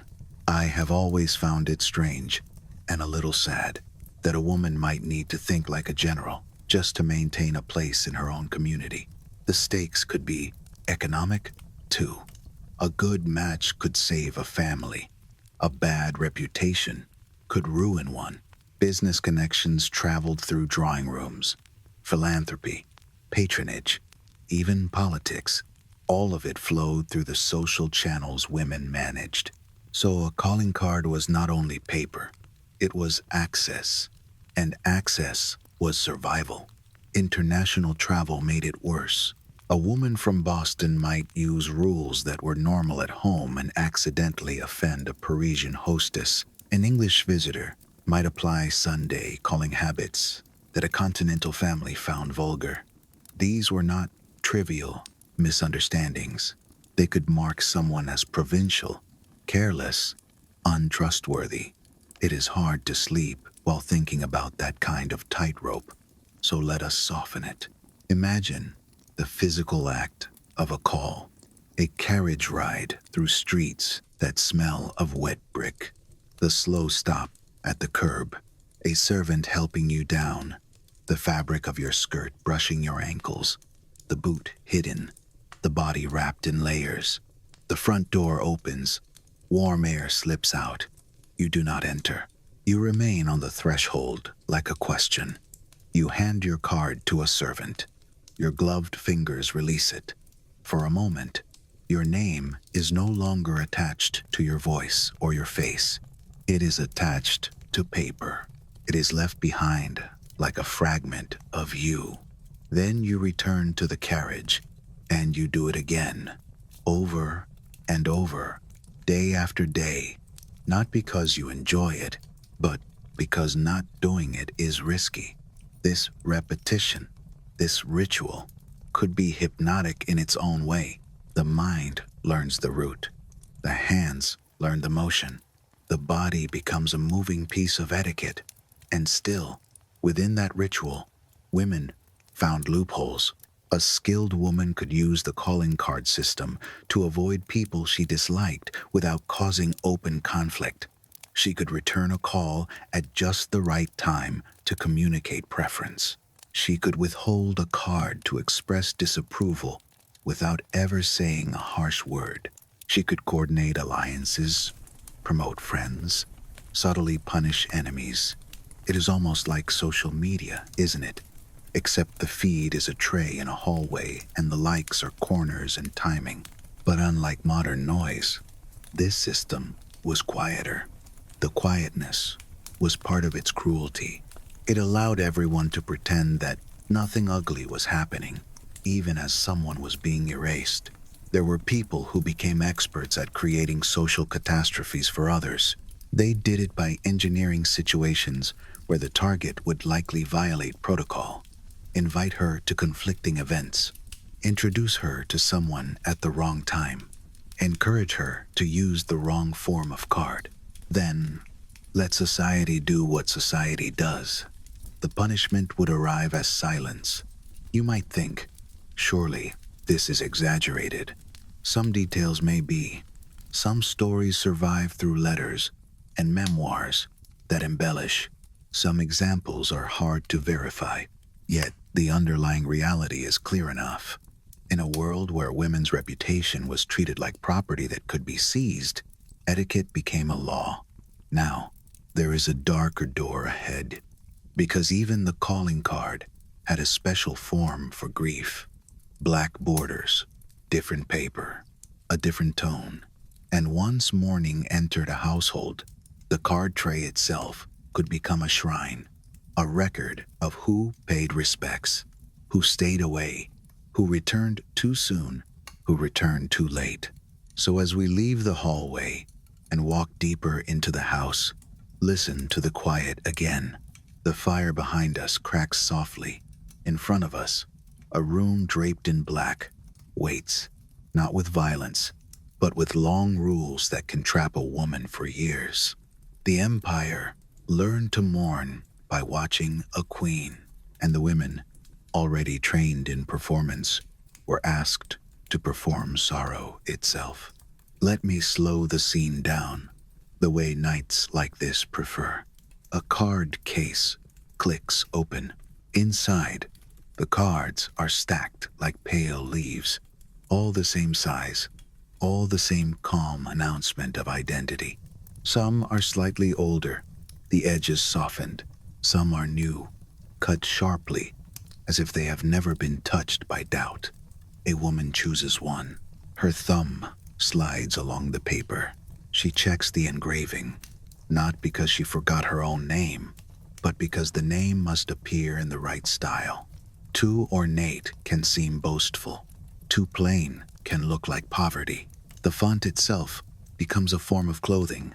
She tucks the chosen card into the front of her glove, where it rests like a hidden coin. Now the ride. The carriage wheels make a rhythm, steady enough that the mind starts to float. Outside, the city moves past like a slow river of stone and smoke. A church tower passes. A market stall closes. Somewhere, water runs through a gutter and reflects the gray sky. In the corner of the window, your own breath makes a small cloud, then vanishes. This is the strange place where anxiety turns into routine. When you repeat a ritual often enough, you can almost forget why you are afraid of it. Almost. Then, the carriage stops. The fear returns like a quiet pulse. At the door, the servant is polite, but his eyes are not empty. Servants see everything. They are trained to be silent. But silence is not blindness. Your card is handed over, and you wonder, for a moment, whether he will remember the way you held it, whether he will tell his wife, whether his wife will tell someone else who tells someone else. A rumor can begin on a doorstep, no louder than a card sliding onto silver.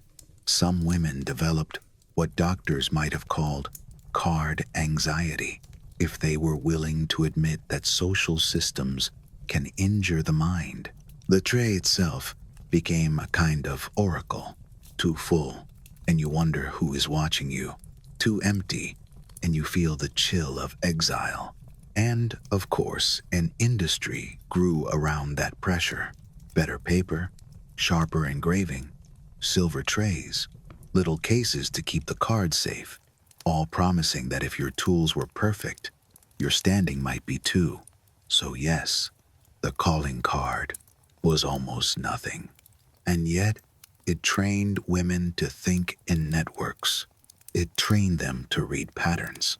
It trained them to understand that power can be invisible and still sharp. All of this prepared them, in a way, for the next ritual. Because if a folded corner could end a friendship, imagine what a black bordered card could do. Imagine the rules that arrive when death arrives. And society insists that grief must be measured, scheduled, and displayed in proper shades. We are nearing that darker room now, where the air is heavier, and where fabric does not simply cover the body, it covers the mirrors, the furniture, the days themselves. Take a slow breath with me, in and out. Let your shoulders sink. Let the idea of paper and corners fade into the background. Ahead is a veil, thick and black, and behind it, the long Victorian performance of mourning. When death arrived in a Victorian home, it did not simply arrive. It was announced, not with shouting, not with chaos, at least not in the rooms people were allowed to see. It arrived like a cold draft that slips under a door, and then it was dressed, organized, scheduled, priced, and displayed until grief became something you wore. If you were sitting here with me, close enough to feel the small heat of the fire on your face and the cooler air at your back, I would tell you about the moment the empire learned a new kind of sadness from its queen. December 1861. Prince Albert dies. Queen Victoria does not only mourn him, she builds a world around mourning him. A world of black cloth and closed curtains, of rituals repeated so long that they begin to feel like weather, permanent, inevitable, something you stop questioning because questioning it would be another kind of pain. For years she wears black. For years, she turns private loss into public rule, and a nation watches and imitates and turns her devotion into expectation.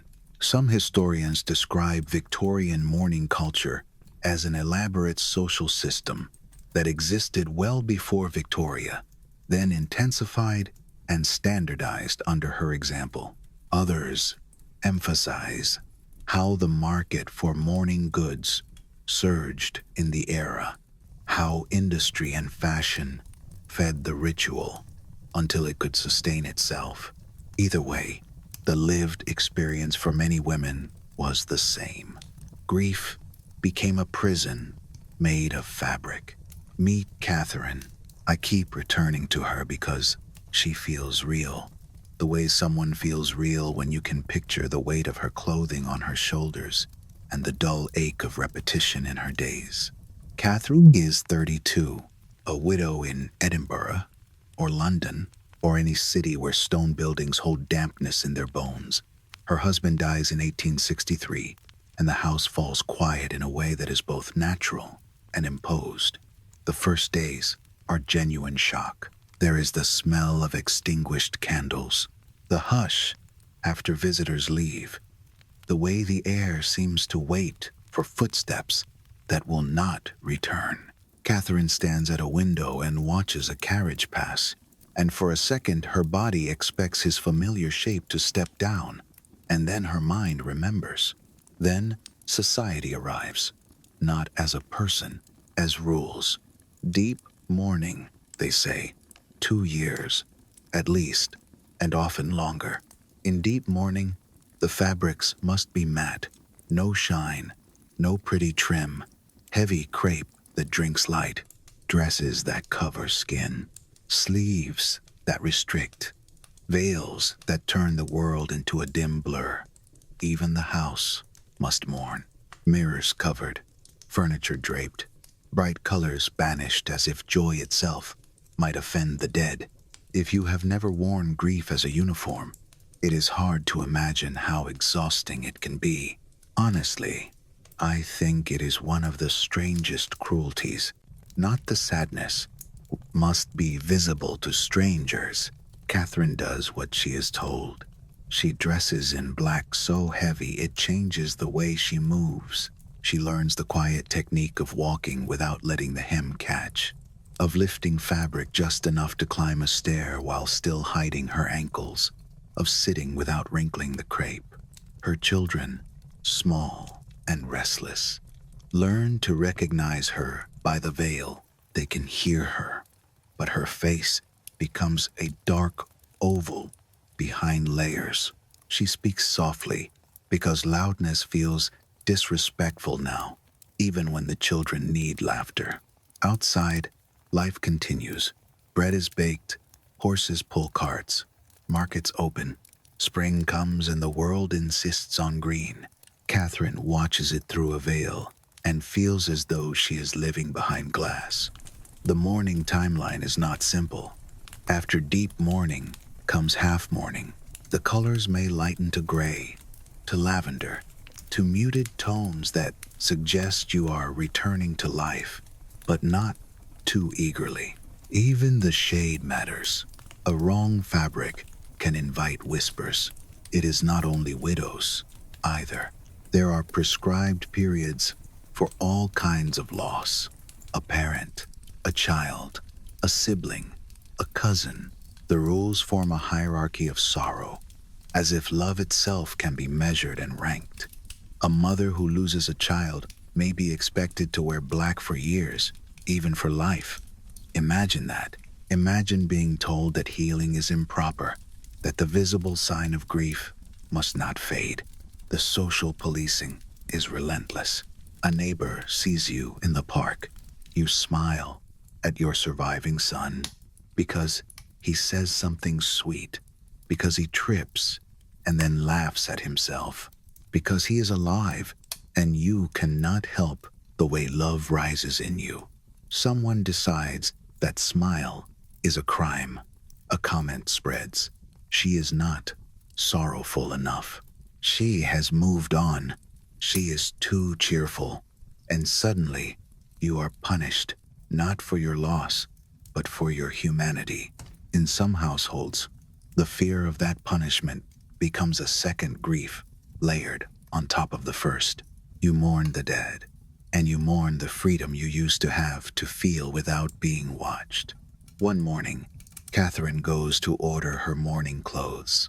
The shop is warm, too warm, and it smells of starch and new cloth and the faint metallic scent of pins held between lips. Bolts of black fabric stand like dark pillars, crepe, bombazine, dull wool, each with its own texture, its own weight, its own sound when it is shaken out. A woman behind the counter speaks in a voice that has practiced sympathy. She has said the same phrases to hundreds of widows. Her eyes are kind, or maybe tired, or maybe both.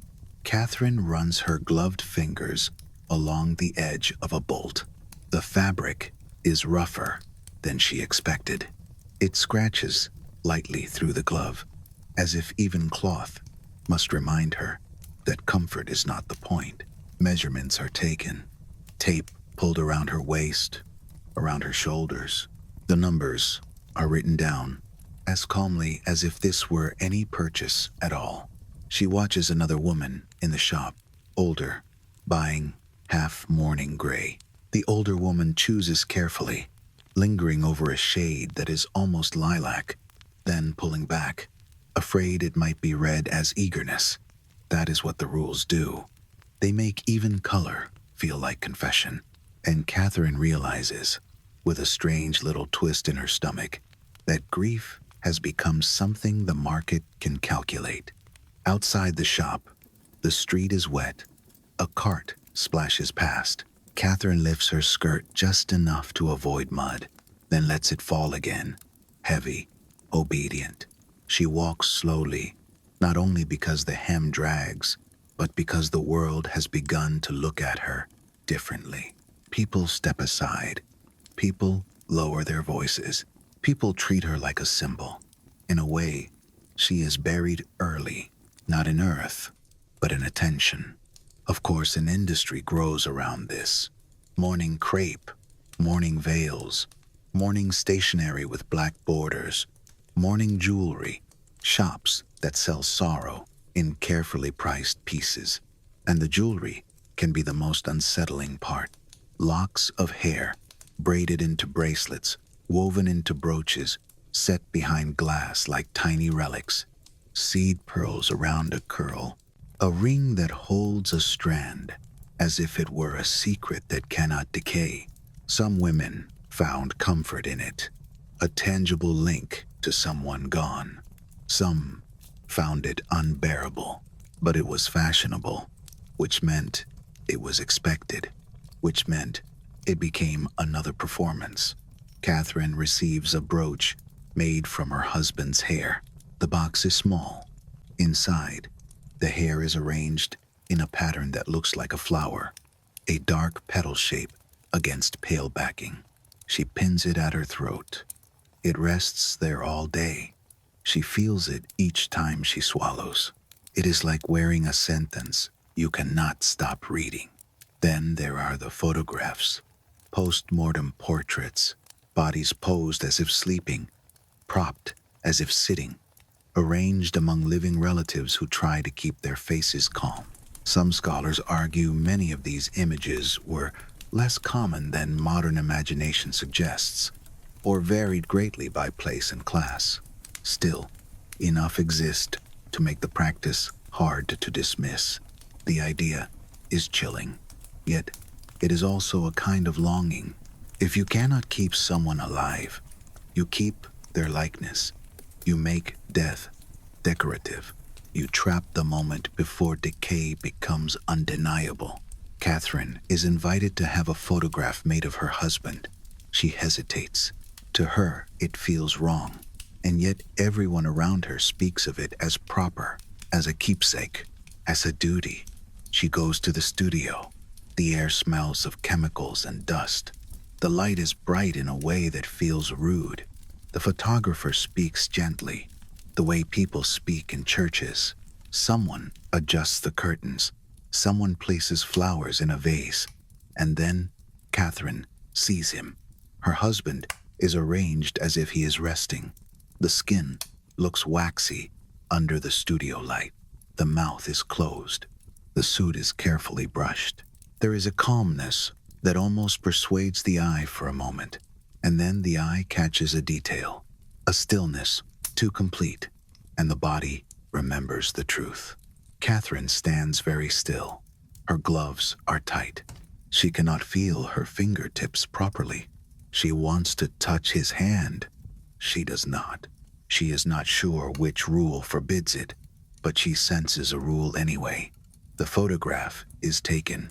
It becomes an object in the house, placed on a table, watched by visitors, whispered over, and Catherine learns something haunting. Even sorrow can become public property. The longer the mourning lasts, the more it changes her, not because grief is wrong, but because the script of grief can replace the real thing. There are doctors, mostly men, who write about melancholy and nerves, and some of them notice that women in prolonged mourning become ill. Some are sympathetic. Some blame women for being too delicate. A few, rarer, suggest the system itself is making them sick. Catherine begins to feel as though she is disappearing behind the costume. She forgets what her own voice sounded like before it learned to stay quiet. She forgets how to choose a color. She forgets how to enter a room without calculating what her fabric will say. And yet, in the dark, there is a strange twist. Mourning can also be a cover, because when a woman is officially bereaved, society loosens certain expectations. She may withdraw from parties without being accused of rudeness. She may refuse courtship. She may spend hours reading without being scolded for being too intellectual. She may write letters and claim they are about grief while actually nourishing a hidden part of herself. Some women used mourning as escape, a socially acceptable rebellion. It is not romantic. It is survival. Catherine, in the third year, begins to sit by the window with a book, not a novel meant to make her sigh. Something heavier, essays, history, the kind of pages she might have been discouraged from before. She reads slowly, candlelight, dust, the soft tick of a clock. She learns that her mind still exists.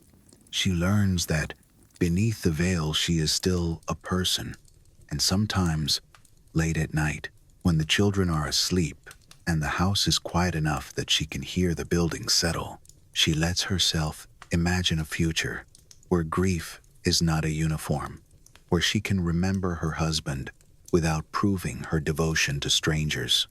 On one of those long evenings, Catherine sits alone in the parlor that has been stripped of brightness. The lamp is turned low, candlelight trembles in the glass, and the wax smell mixes with the faint dampness of draped fabric. She hears the soft rasp of crepe when she shifts in her chair, and she realizes she has begun to move like a person, trying not to wake someone sleeping, except the one she would not wake is already gone. Outside, rain taps the window in a patient rhythm. Inside, the clock keeps counting. Deep time, measured in ordinary seconds. You know that feeling when a rule has been in place so long, you forget it was invented? Victorian mourning culture did that. It turned private emotion into public theater until people could not tell where love ended and performance began. Now, as the fire lowers and the shadows lengthen, let the black fabric fade a little in your mind. Let it become softer, less oppressive, like a blanket rather than a shroud, because the next restriction is not about color, it is about presence. It is about never being alone. Even in mourning, even in a garden, even for 7 minutes behind a rose bush, a young woman could be watched, judged, and punished. The chaperone waits at the edge of the scene, pretending to knit, pretending to be invisible, while hearing everything. And the strangest part is that many chaperones were women too, trapped in the role of guardian and spy, forced to protect a girl's future by narrowing her life. So take a slow breath with me, in and out. Imagine the veil lifting just enough to let in air. We are leaving the draped rooms now, stepping into a brighter space that still feels claustrophobic, because eyes are everywhere. Footsteps on gravel, a garden path, a dropped glove, a young woman glancing back at the spot where her chaperone stands and wondering how to live when privacy itself is treated like a sin. There is a particular kind of loneliness that comes from being watched. Not watched in the obvious way, like a guard at a gate. Watched in the polite way, the way that pretends it is love, the way that smiles while it measures you. Victorian chaperoning was built on that polite watchfulness. In the stories we tell now, it can sound quaint, like an old costume drama detail. In real life, for many young women, it was a net drawn tight around every ordinary moment. A chaperone meant you could not simply walk, you were escorted. You could not simply speak, you were overheard. You could not simply pause in a garden and breathe the smell of roses without wondering who might see you and what they might decide you meant by breathing. Imagine a garden party. Before the party, before the garden, there is the carriage. A young woman sits with her back straight because she has been trained to, and beside her sits the chaperone, and the space between them is small but feels crowded. The carriage smells of leather and old perfume, trapped in seams. The wheels clatter over stone, and each jolt makes the young woman tighten her hands, not because she is afraid of falling, but because she is afraid of being seen adjusting herself. The chaperone looks out the window as if she is bored. In the reflection, her eyes flicker, always counting. If the young woman speaks, the chaperone hears. If she stays silent, the chaperone notices. Even silence is a kind of statement in a world that expects women to be decorative and agreeable. So the young woman practices the art of harmless words. She says, "Lovely weather." She says, "What pretty trees." She says nothing that can be used against her. The carriage arrives. The door opens. A servant offers a hand. The young woman steps down. Careful, careful, careful. And somewhere in that carefulness, a piece of her disappears. Late afternoon light, leaves moving gently, the air cool enough to raise goose flesh under thin gloves. A table of lemonade and cakes, laughter that stays carefully small. Men in dark coats, women in pale dresses that rustle like paper. Julia Bradford, perhaps 23. She steps away for a moment, only for a moment, to retrieve a dropped glove behind a rose bush. 7 minutes. She meets a gentleman there, Thomas Whitfield, who helps her look for it. They exchange 20 words about weather and flowers, nothing improper, and yet they are seen. And what is seen is not the words. It is the absence of supervision. By evening, the rumor has already grown, because rumor is like a candle flame. It feeds on air. By the next week, her engagement is broken. Her reputation becomes something people speak about softly, as if softness makes it kind. Sometimes, when I think about stories like that, I wonder how many lives were steered by such tiny moments. A conversation, a touch, a corner of paper folded down. The chaperone system was an industry. Families hired women, often older, often widowed, sometimes simply in need of income, to serve as professional guardians. Middle-class families relied on unmarried aunts, grandmothers, family friends. Even working families found ways to keep daughters from being alone with men, because the stigma could travel across class lines, punishing those with the least protection. And the chaperones, quietly, had their own inner lives. Picture Mrs. Emmeline Hartwell, sitting in a drawing room with her needles. Her hands move in practiced rhythm. Her eyes look down. Her ears stay sharp. She must appear invisible while missing nothing. She must seem inattentive while cataloging every glance. She must be both shield and surveillance. It is a cruel role because she is also a woman. She knows the hunger for privacy. She knows what it feels like to have thoughts you cannot say aloud. Sometimes she is strict because strictness is how she keeps her wages. Sometimes she is sympathetic because she remembers being young. The young women, of course, adapt. They learn chaperone management the way earlier women learned fan language. They identify the chaperone who loves gossip, the one who dozes in carriages, the one who softens when you mention a headache. They create accidents, dropped handkerchiefs, books that need lifting, parasol trouble, moments of necessary assistance that allow proximity without blame. A library meeting becomes a masterpiece of timing. 8 minutes of browsing, 4 minutes alone, 3 minutes with him, 1 minute to return before suspicion can form. It is exhausting, and it shapes love into something strange. When you are permitted only fragments of contact, fragments can become everything. Gloved fingers during a dance, a glance at church, a letter hidden inside a recipe. Courtship becomes intense because it is scarce. Many marriages begin between people who barely know each other because the fantasy has had more room to grow than the reality. Then there is conversation, or rather, the lack of it. Women were taught to speak like morning dew, gentle and leaving no trace. Politics forbidden, business inappropriate, science too intellectual. Even opinions about railways could be risky if they sounded too informed.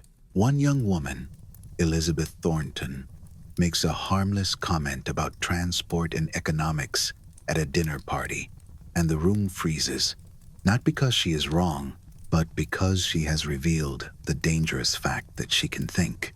Soon, she is whispered about as forward, intelligent, but in a tone that makes intelligence sound like a stain. So women invent another code. They conduct serious debates disguised as domestic talk. A discussion about stains in linen becomes a discussion of corruption. A recipe for preserving fruit becomes an argument about reform. Needlework circles become universities held in plain sight. Honestly, I cannot help admiring it. The mind does not like cages. It will chew through the bars if it can. Then there is touch. Gloves. Always gloves. A bare hand brushed by accident, and suddenly the story becomes scandal. Women wore layers, not only for warmth or modesty, but as portable distance, fabric barriers that kept the world from pressing too close. This kind of isolation can leave marks. Some women described feeling like strangers to their own bodies, never seeing their feet in proper light, never touching their own skin without shame, dressing in near darkness, assisted by servants, because fastenings were too complex to manage alone. Even comfort could be controlled. A dance allowed sanctioned contact, but only through layers. A gentleman's hand on a waist over fabric, a gloved hand in a gloved hand. The dance became a physical language, spoken through barriers, and some couples learned to speak it fluently. Which brings us to the ballroom. There is a moment in every ball, right before the music begins, when the room holds its breath. Fans flutter, shoes shift on polished floors. A candle guttering in a chandelier throws a brief shadow that looks like a hand opening and closing. A young woman looks down at her dance card and sees the blank spaces waiting. She holds the pencil as lightly as if it might burn her. And when a name is written, the graphite mark feels permanent, heavier than it should. Even ink can feel like fate. A dance card is another small rectangle, like a calling card, but this one travels with the young woman through the night. It records names, and those names become a public story of her worth. Too empty, and you are unwanted. Too full, and you are desperate. The right names in the right order can lift you. The wrong ones can sink you. Mothers and matrons watch. Observers remember. Some families even hired consultants to plan partner choices like military campaigns. And beneath the glitter and music, there is fear again. The fear of being judged for wanting what every human wants, connection. Now, the most intimate battlefield. Letters. So much of Victorian life is about the control of information. Parents read daughters' correspondence. Husbands monitored wives. Servants reported suspicious mail. Privacy itself was treated as evidence of wrongdoing. So, women became cryptographers. They hid real messages inside domestic details, references to books, lines of poetry, a mention of furniture. Moved to the east window. That really means meet me at sunrise. Bring only what matters. It is debated how often some of the more elaborate systems were used, and how much modern readers may romanticize them. Still, the impulse is undeniable. When language is policed, language learns to wear masks. And as the body was policed too, posture became another cage. Spines held straight, breathing made shallow by corsets, walking turned into gliding. Some women became ill from these demands, not from a single dramatic event, but from years of small restrictions stacked on the body like bricks. When I picture it, I do not picture screaming. I picture a quiet room, a woman holding her shoulders back, smiling politely, feeling dizzy, and being told that dizziness is proof of refinement. Yet, and this matters, not all women accepted it. Some rebelled dramatically, cutting hair, burning corsets, wearing bloomers, speaking in public, studying medicine, writing essays that cracked the old myths. Others rebelled quietly, the way rebellion often begins. A coded letter, a hidden book, a friendship network. A club that looks like harmless improvement and is actually a training ground for leadership. Even the skills forced on women by restriction became tools later. If you can manage a calling card network, you can organize a movement. If you can speak in code, you can coordinate in secret. If you can read a room while pretending to be decorative, you can understand power better than those who believe they own it. And then, time moves on. The era ends. The rules loosen, but the echoes remain in new forms. Dress codes that police women's bodies, expectations about tone, about likability, about not sounding too certain, the feeling that you must soften your opinions so others can hear them. I do not want to end tonight with anger. Anger is sharp. It keeps the mind awake. I want to end with a different feeling, a quiet respect for the women who lived inside these systems and still found small ways to breathe. If you were standing here with me, I would open the window just a little, not enough to chill the room, only enough to let fresh air move through. I would let you hear the distant sound of a city settling, a cart far away, a dog barking once and then going silent. I would tell you that every restriction was made by humans, which means every restriction can be unmade by humans. I would remind you that the Victorian world, for all its harshness, could not fully extinguish the private self. It tried with fabric and paper and etiquette, with surveillance and shame, with rules that pretended to be morality. Still, the private self survived. It survived in the slow opening of a fan, in a corner of a calling card folded down, in a black veil that hides a woman while she reads forbidden pages, in a chaperone's distracted moment, in a gloved hand pressing back during a waltz, in a letter written with two meanings, one innocent, one true. And when you think about the rebels, the ones who spoke and studied and wore what they wanted, I like to remember a quieter kind of courage too. The courage of choosing one small comfort in a rule-filled day. A woman loosening her corset string by half an inch before bed, just enough to breathe. A girl writing a single honest sentence in a diary she hides beneath folded linens. A chaperone, once, turning her head at the exact moment she knows the young couple needs 3 private words to survive the week. These acts are tiny, but they are real, and history is made of tiny things repeated until they become a pattern. So if your mind has been carrying its own list of rules tonight, rules learned from childhood, rules that never asked your consent, you can try a different pattern now. You can let one rule slip away, just one, and feel how the body responds when it is not being managed like an object, but lived in like a home. Listen to the quiet. Listen to the soft movement of air. Even the dust looks gentle in candlelight. And if sleep comes in waves, let it come. Let it cover you without ceremony, without performance, without anyone watching. So now, as you lie where you are, let your own body loosen. Let your breathing slow. Feel your jaw unclench. Feel your shoulders become heavy in the best way. If any old rules are still clinging to you, rules about how you must be, how you must look, how you must speak, imagine them as paper, thin, foldable, something you can set down. The fire has grown quieter. The room is dim.